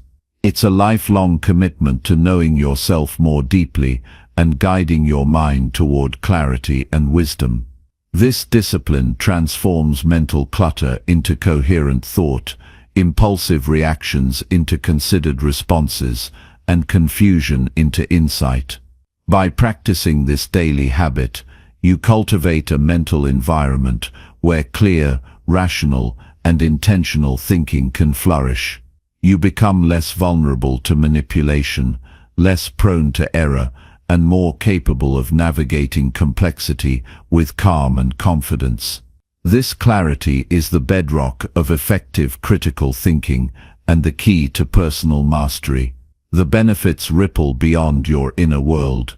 Improved self-awareness influences your relationships, work, and decisions. When you understand your mental patterns, you communicate more clearly, resolve conflicts with greater empathy, and make choices aligned with your true values. Your presence becomes more grounded and authentic, inspiring trust and respect. This path requires courage and discipline. It asks you to pause regularly and look inward, sometimes confronting uncomfortable realities. Yet, the rewards are profound. The mind that is aware of itself is strong, adaptable, and wise. It is a mind prepared to face life's challenges with steadiness and clarity. Commit to this practice with patience and kindness toward yourself. Growth unfolds in layers, not leaps. Celebrate small insights and be gentle with setbacks. Over time, the habit of reviewing your daily thinking shapes you into a person who masters thoughts rather than being mastered by them. Through this continuous self-awareness, you build a mind that supports your highest potential. You become the architect of your thinking, designing it intentionally to serve your goals and values. This clarity of mind is not a gift, but a skill cultivated through consistent mindful practice. The journey to sharpen your critical thinking begins by understanding your own mental habits deeply. When you practice self-awareness by reviewing your daily thinking, you step into the role of a thoughtful observer and wise steward of your mind. This is the cornerstone of lasting personal growth and the pathway to a life lived with intention and insight. Chapter 11. Question authority by using logic over pressure. Questioning authority is a vital skill that separates thoughtful individuals from those who simply accept ideas because they come from a position of power. The essence of critical thinking lies not in blind obedience, but in the courage and clarity to examine claims, instructions, or rules regardless of their source. When pressure mounts to conform or comply, it becomes even more important to rely on logic and reason rather than emotional force or coercion. Many people feel intimidated by authority figures. This reaction is understandable. Society often trains us to respect hierarchy and follow orders without hesitation. Yet, respect does not mean surrendering your ability to think independently.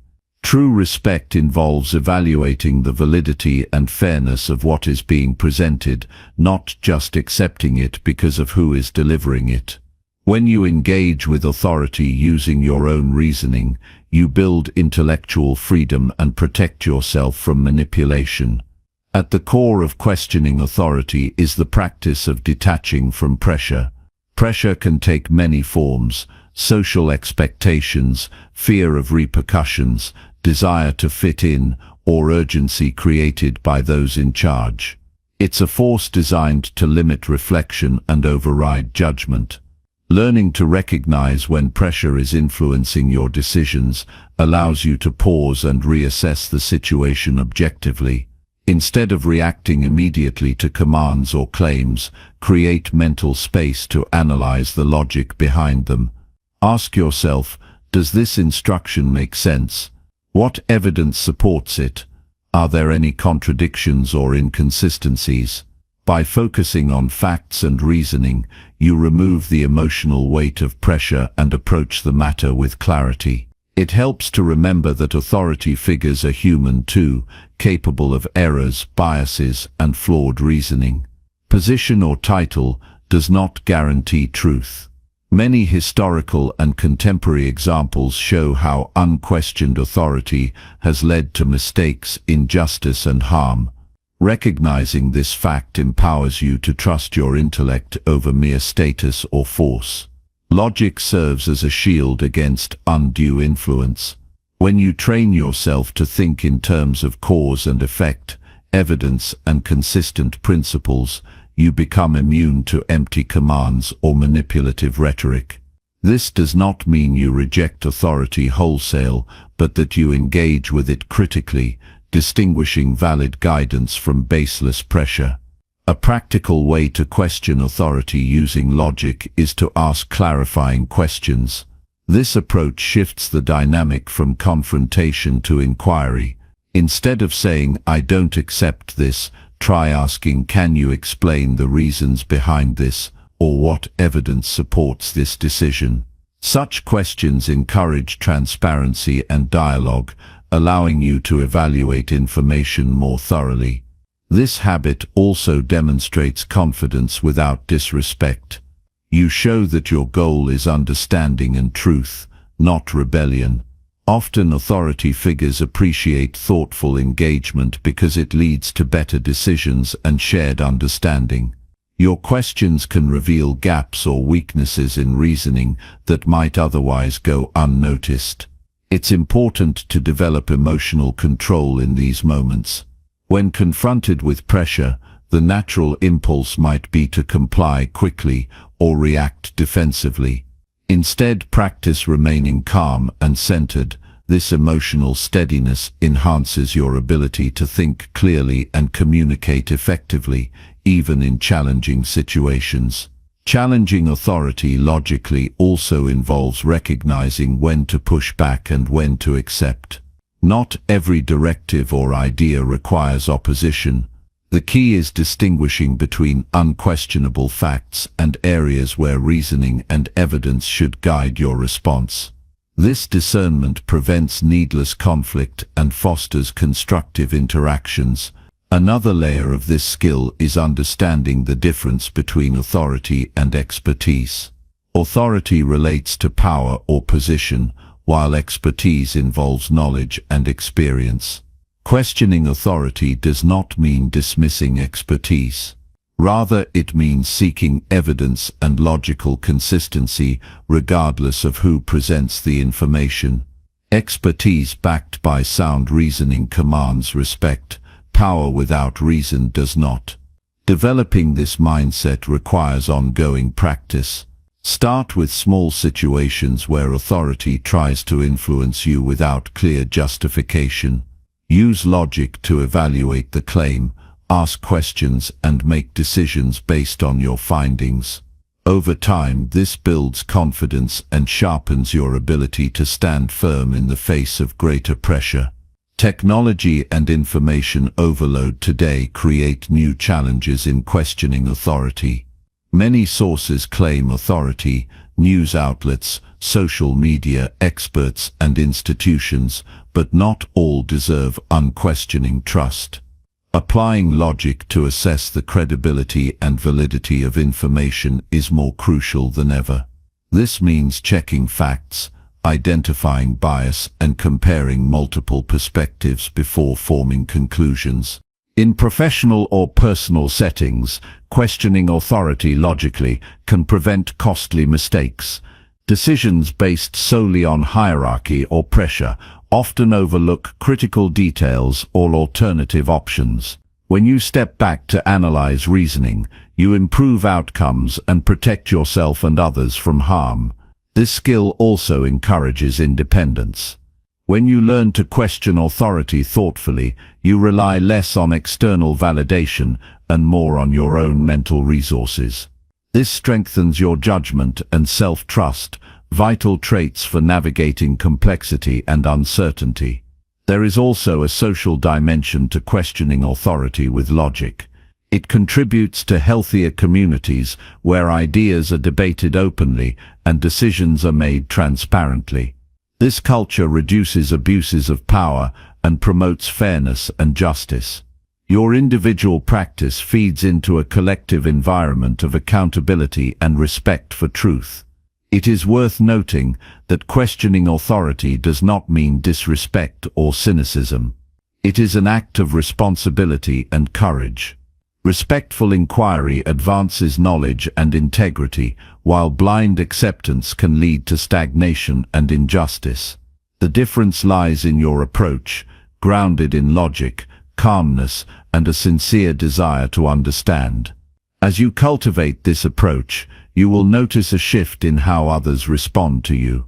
People recognize and respect those who think clearly and question respectfully. Your voice gains influence because it is rooted in reason and not reaction. This empowers you to lead by example and inspire critical thinking in others.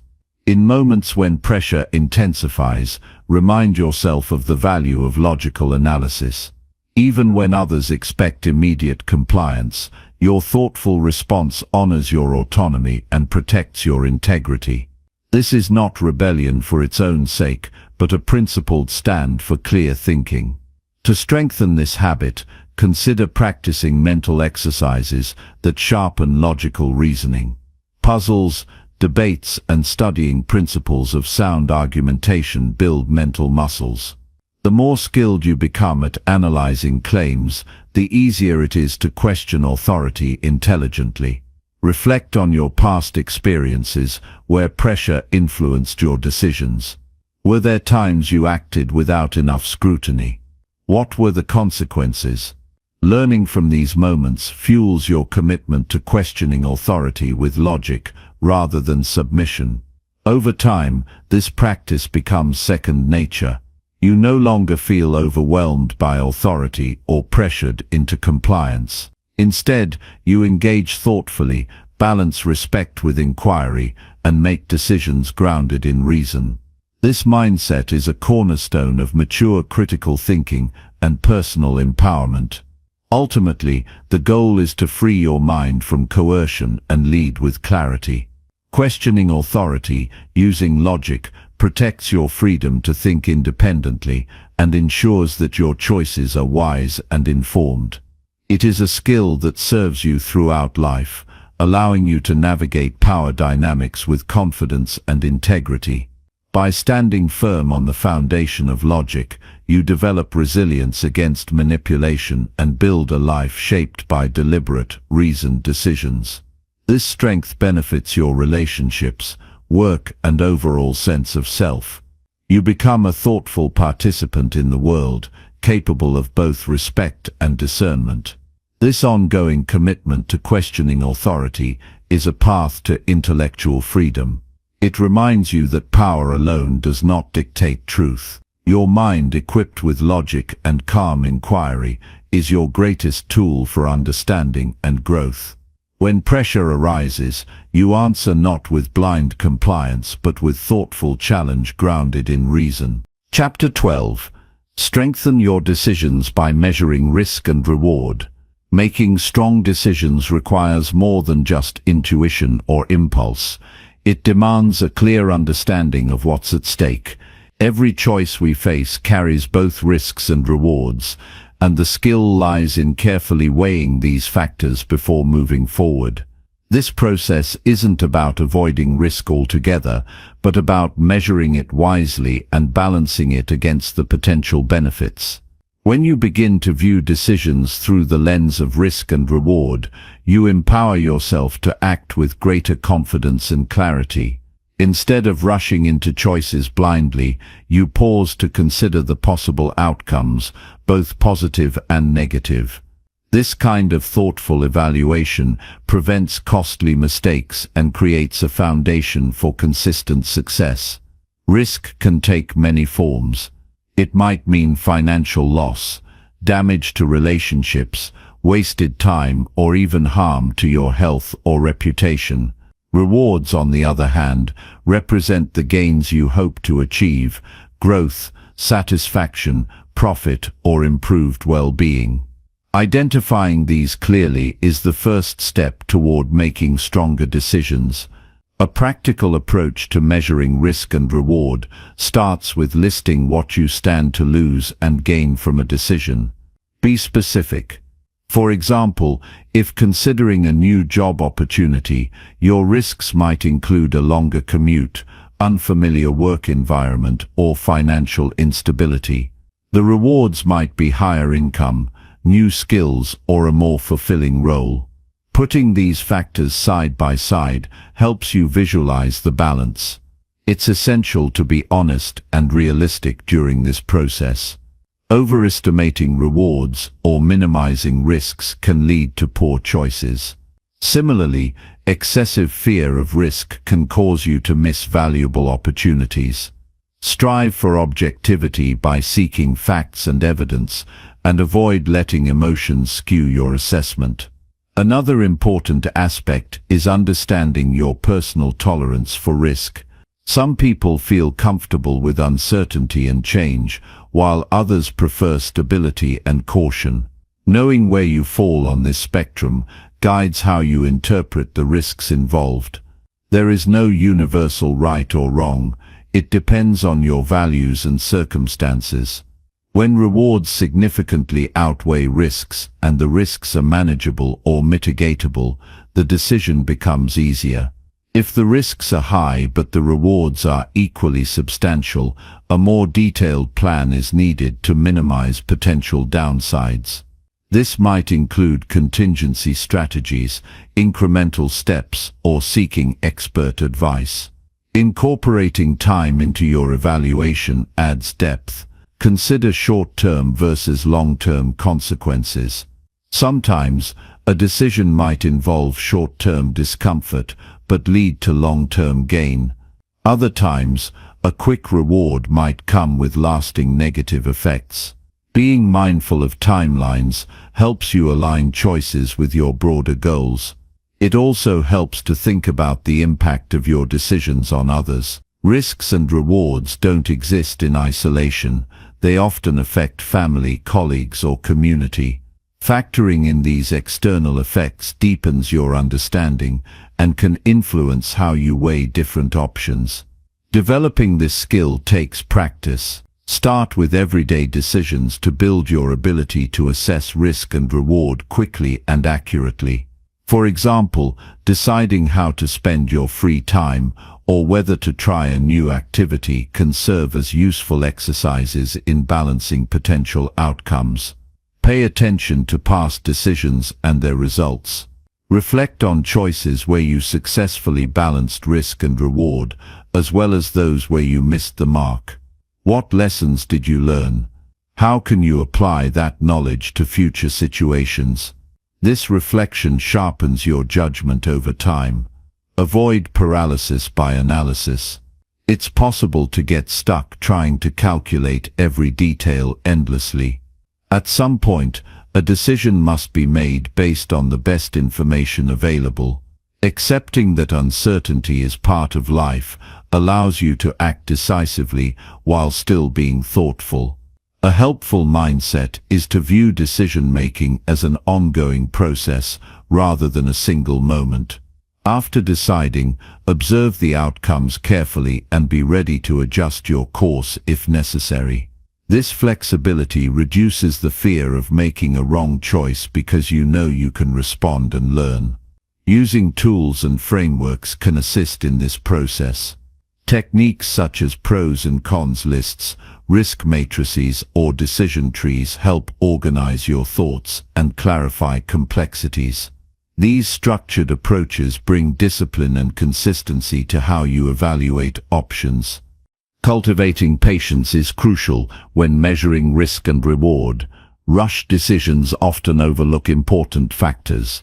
Taking the time to gather relevant information, consult trusted sources, and weigh options thoroughly leads to stronger outcomes. Patience signals respect for the gravity of your choices. Another dimension is managing emotions.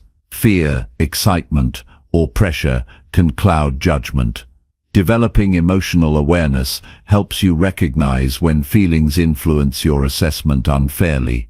Techniques such as mindfulness or journaling support emotional clarity, ensuring decisions rest on balanced reasoning. Risk isn't inherently negative, it's a natural part of growth and progress. Without some willingness to accept risk, opportunities remain closed.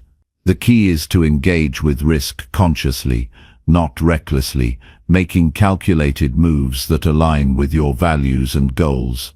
Reward, too, deserves careful thought. Not all rewards are equal in significance. Some bring fleeting pleasure, while others contribute deeply to your sense of purpose and fulfillment. Clarifying what kind of rewards matter most to you focuses your decision-making toward meaningful outcomes. When facing complex decisions, breaking them into smaller parts can improve risk-reward analysis. Evaluate each component individually, then consider how they combine to shape the overall picture. This granular approach prevents overwhelm and promotes clearer insight. Seeking external perspectives adds valuable clarity.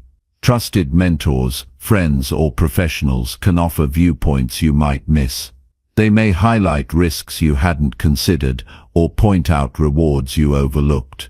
However, remember to maintain your own reasoning as the final guide. Learning to say no is an important outcome of mastering risk and reward evaluation. Not every opportunity is worth pursuing. Declining options that pose disproportionate risk or minimal reward preserves your energy and resources for better choices. Building discipline around this skill also means setting criteria for decisions in advance. When you establish what level of risk is acceptable and what rewards are worth pursuing, you create a framework that simplifies future choices. This reduces stress and speeds up your decision-making process. Life's unpredictability means no risk-reward analysis is perfect. Unforeseen factors will arise, but your goal is to prepare as well as possible and respond with agility. Confidence grows when you know you've thoughtfully considered the stakes, regardless of the outcome. In summary, strengthening your decisions through measuring risk and reward transforms how you approach challenges. It moves you from reactive to proactive, from uncertainty to informed action.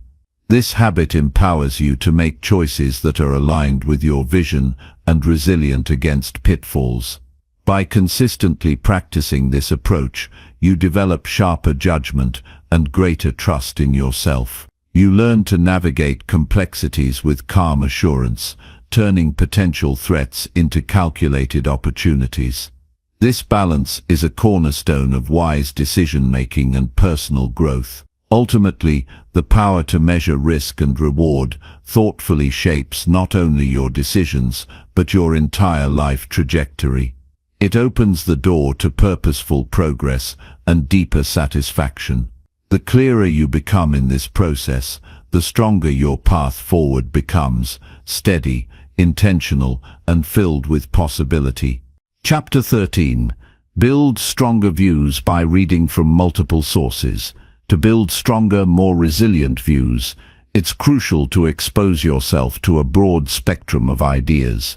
Reading from multiple sources is not merely about gathering more information. It's about deepening your understanding and developing the ability to see an issue from various angles. This practice enriches your perspective and strengthens the foundation of your opinions. When you limit your reading to just one source or viewpoint, you risk falling into narrow thinking or confirmation bias.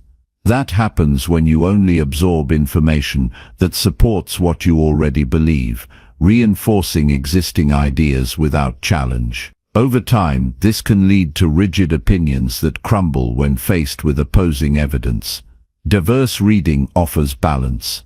Different authors approach subjects with unique backgrounds, biases, and priorities. By engaging with contrasting perspectives, you learn to identify nuances and complexities rather than accepting simplified narratives. This doesn't mean you must agree with everything you read, but it ensures you consider the full picture before forming conclusions. This process sharpens critical thinking. When confronted with conflicting ideas, you develop the skill to analyze the validity of arguments, check sources, and assess evidence. Instead of accepting claims at face value, you question motivations and logic. This habit protects you from misinformation and manipulative rhetoric. Reading broadly also increases your intellectual humility. Recognizing that no single source has all the answers encourages openness to change and growth. This humility creates space for learning and adaptability, qualities essential in a world that is constantly shifting. Building stronger views doesn't happen overnight. It requires intentional effort to seek out materials that challenge your comfort zone. If you tend to read only familiar authors or outlets, intentionally branch out. Explore works from different political leanings, cultures, or disciplines. Each new source adds layers to your understanding. For example, if you're trying to understand a complex social issue, reading only one newspaper or blog limits your knowledge. Including perspectives from academic research, international news, and voices from affected communities broadens your insight. This range of input allows you to see not just the surface details, but the underlying factors and implications. It's also valuable to compare contemporary sources with historical ones. Looking at how ideas have evolved over time helps you appreciate the context and progression behind current debates. It shows you what arguments have endured, which have shifted, and why. In the digital age, access to diverse sources is easier than ever. However, this convenience comes with challenges. Not every source is credible or well-informed. Distinguishing between trustworthy and unreliable information becomes a crucial skill. Check credentials, look for supporting data, and be wary of sensationalism or emotional appeals designed to sway rather than inform. Maintaining a balanced reading diet helps prevent intellectual fatigue or overwhelm. Instead of trying to consume everything at once, rotate through different types of sources regularly. This approach keeps your mind engaged and prevents tunnel vision. When you engage with multiple viewpoints, you also become better at articulating your own position. Understanding counterarguments equips you to respond thoughtfully and confidently.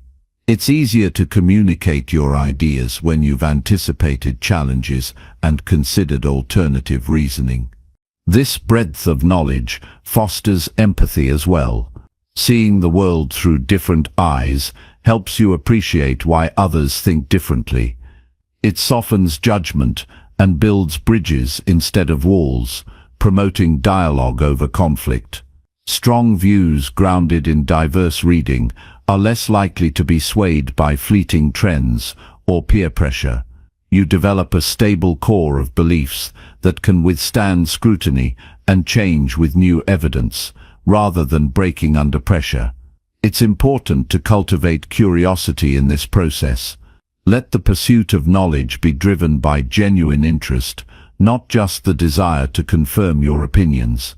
Curiosity opens doors to unexpected insights and connections between ideas that might seem unrelated at first glance. Journaling or discussing what you read with others can deepen this practice. Writing forces you to organize your thoughts clearly, while conversations expose you to fresh interpretations. Both activities refine your thinking and reveal gaps in understanding. Avoid the trap of passive reading. Engage actively by questioning, summarizing, and reflecting on what you encounter. This turns reading from a passive intake of words into a dynamic exercise in reasoning and growth. Building stronger views is not about accumulating facts for debate, but developing wisdom through diverse knowledge. It's a journey from superficial understanding to profound insight, one that makes your perspectives richer, more flexible, and ultimately more reliable. In the end, reading widely strengthens your mental resilience. It equips you to face complexity with confidence and grace. Your opinions become tools for thoughtful engagement rather than rigid doctrines. This openness allows you to adapt and thrive in a world full of uncertainty and change. By committing to read from multiple sources, you empower yourself to become a lifelong learner, capable of navigating information overload with discernment and clarity. This habit transforms how you think, speak, and act, shaping not only your views but your very approach to life. Chapter 14. Raise your standards by expecting proof, not promises. Expecting proof instead of promises is one of the most powerful ways to raise your standards and protect yourself from disappointment. In a world full of empty assurances and vague commitments, holding firm to evidence becomes your anchor. It allows you to separate genuine intentions and capabilities from mere words that often fail to deliver. Too often, people rely on promises alone, trusting what is said without demanding tangible results. This habit leaves them vulnerable to unmet expectations, broken trust, and frustration. Words can sound convincing and hopeful, but without proof, they remain just that. Words. Learning to ask for proof raises the bar not only for others but also for yourself, fostering a mindset rooted in accountability and clarity. Proof acts as a clear measure of reliability. When someone offers evidence to back their claims, it signals respect for your time and intelligence. It shows they value follow-through and are willing to be held accountable. This transparency builds trust in a way that promises never can, because it is rooted in reality, not possibility. Raising your standards by demanding proof encourages others to match your expectations. When people know you expect concrete outcomes, they are more likely to deliver. It shifts interactions from vague assurances to specific commitments backed by action. Over time, this practice cultivates environments where honesty and reliability are the norm. In relationships, expecting proof can prevent emotional harm caused by broken promises. If a loved one says they will change a habit or support you, asking for evidence of effort helps you avoid endless cycles of hope followed by disappointment. This doesn't mean mistrust, but rather a balanced approach that values actions over words. This principle applies to your personal goals as well. Setting standards for yourself means you require proof of progress, not just intentions. Instead of vague plans, focus on measurable steps and results. Tracking achievements keeps you honest and motivated, steering you away from wishful thinking toward concrete growth. Business and professional settings especially demand proof over promises. When dealing with contracts, partnerships or purchases, insisting on documented proof protects you from scams and poor decisions. Data, testimonials, certifications and trial results become your safeguards against empty claims. The discipline to expect proof sharpens your judgment. You learn to recognize when something is too good to be true, or when promises are designed to manipulate. This skill is invaluable in a media-saturated age, where misinformation and marketing hype are rampant. Being proof-oriented makes you less susceptible to hype and more grounded in facts. One of the challenges in this approach is balancing skepticism with openness. It's not about doubting everyone automatically, but about requiring evidence before fully committing trust or resources. This distinction preserves a healthy mindset that is cautious but fair. Raising your standards in this way leads to stronger boundaries. You stop tolerating vague explanations or empty words. Instead, you ask for what you deserve: clarity, honesty, and proof. This protects your emotional and mental energy by reducing unnecessary worry over unfulfilled promises. Cultivating this habit also builds your confidence. When you operate on proof, you base decisions on facts, which provides solid ground. You become less reactive to disappointment because your expectations are realistic and anchored in evidence. This steadiness supports better decision-making and emotional resilience. This mindset shift requires patience and persistence. Some people will resist providing proof because it requires effort or exposes weaknesses.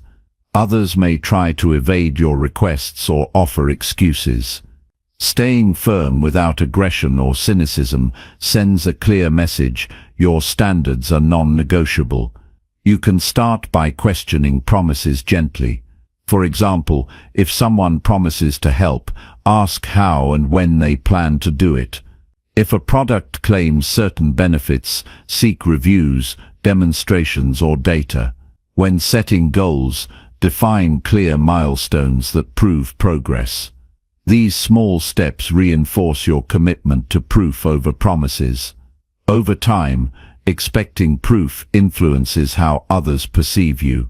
You become known as someone reliable, thoughtful, and serious about quality.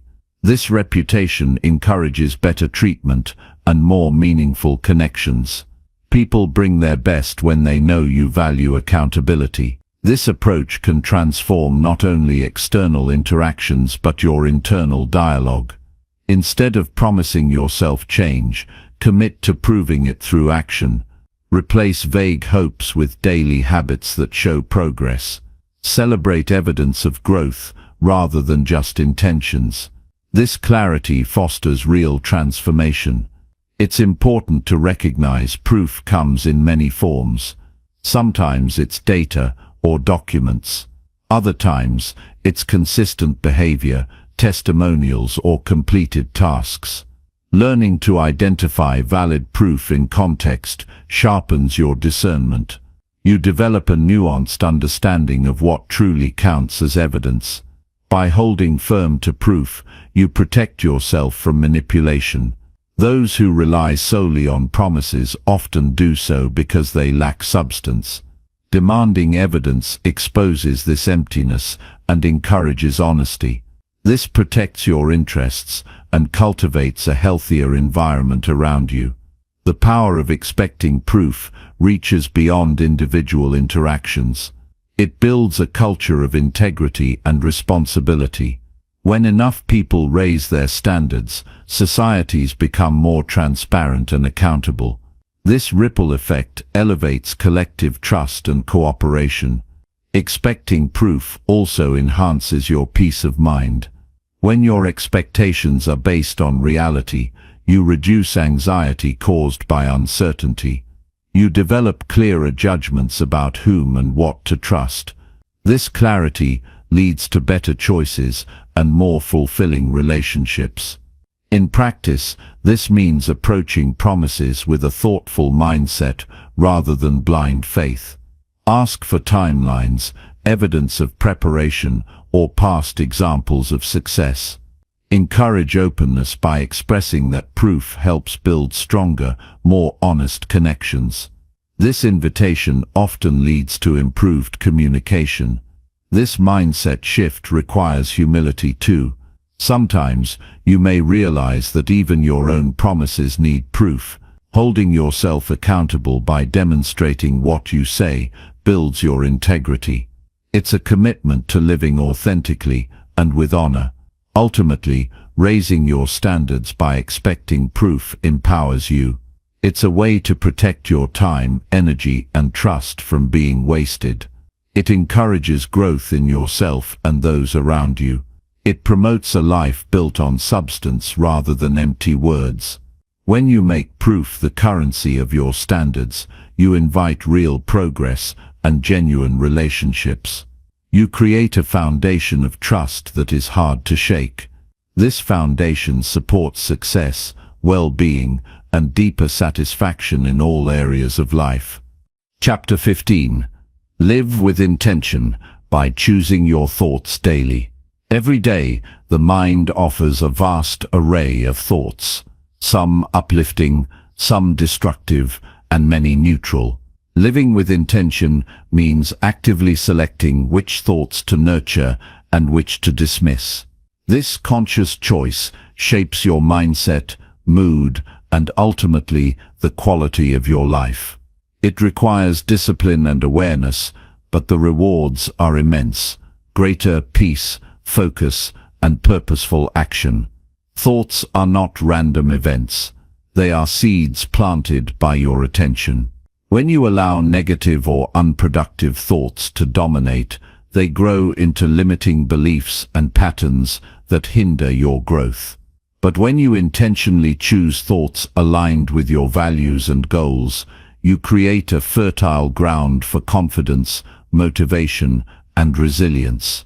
Most people drift through their mental landscape passively, reacting to whatever thought arises. This reactive state makes them vulnerable to anxiety, doubt, and distraction. The difference with intentional living is the recognition that you hold the power to decide where your mind dwells. It's like being a gardener who chooses which plants to water and which weeds to uproot. Choosing your thoughts daily requires developing a habit of mindfulness. It starts with becoming aware of your mental chatter, those repetitive loops and automatic judgments that often go unnoticed. Once you observe these patterns, you gain the ability to pause before accepting or rejecting any thought. This pause is crucial. It creates space between stimulus and response, allowing you to evaluate whether a thought serves your well-being or sabotages it. Without this space, thoughts flood in unchecked, driving emotions and behaviors without conscious control. With it, you become the architect of your mental state. Intentional thought selection also means prioritizing positivity without denying reality. It's not about forcing false optimism or ignoring challenges. Instead, it's about choosing constructive perspectives that empower you to face difficulties with clarity and strength. For example, instead of dwelling on failure, you focus on lessons learned and steps forward. This process rewires your brain over time. Neuroscience shows that repeated attention to certain thoughts strengthens neural pathways, making those thoughts more automatic. By consciously choosing empowering thoughts daily, you gradually replace old, limiting patterns with new, supportive ones. This transformation leads to greater mental clarity and emotional balance. Living with intention means setting a daily mental agenda. Just as you plan tasks or meals, plan your thoughts. Begin each day by deciding what attitudes or beliefs you want to nurture. Maybe it's gratitude, patience, or determination. When you commit to these intentionally, you guide your mind toward these qualities. Alongside this proactive approach, learn to recognize and gently discard thoughts that drain your energy. Negative self-talk, fear-based scenarios, or endless worries are mental clutter. They consume your attention and reduce your capacity to engage fully with life. By rejecting these thoughts, you create room for more productive and fulfilling ones. This practice extends beyond isolated moments. It influences how you interact with others, make decisions, and respond to events. When your thoughts are intentional, your actions become purposeful. You stop reacting impulsively and start responding with awareness and control. An essential part of this journey is patience with yourself. Changing thought habits is challenging because many patterns are deeply ingrained. You will encounter resistance and occasional lapses.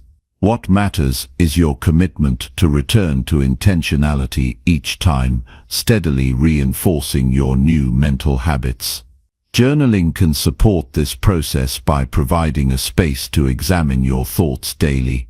Writing down what you choose to focus on helps solidify your intentions. It reveals recurring negative themes that need attention and celebrates positive shifts. This self-reflection deepens your understanding of your mental patterns. Another helpful tool is setting reminders throughout your day to check in with your mind. These pauses reinforce awareness and encourage you to realign your thoughts with your chosen intentions. Over time, this builds mental discipline and keeps your focus sharp. Intentional thought choice also impacts your physical health. Stress and negative emotions affect sleep, digestion, and immune function.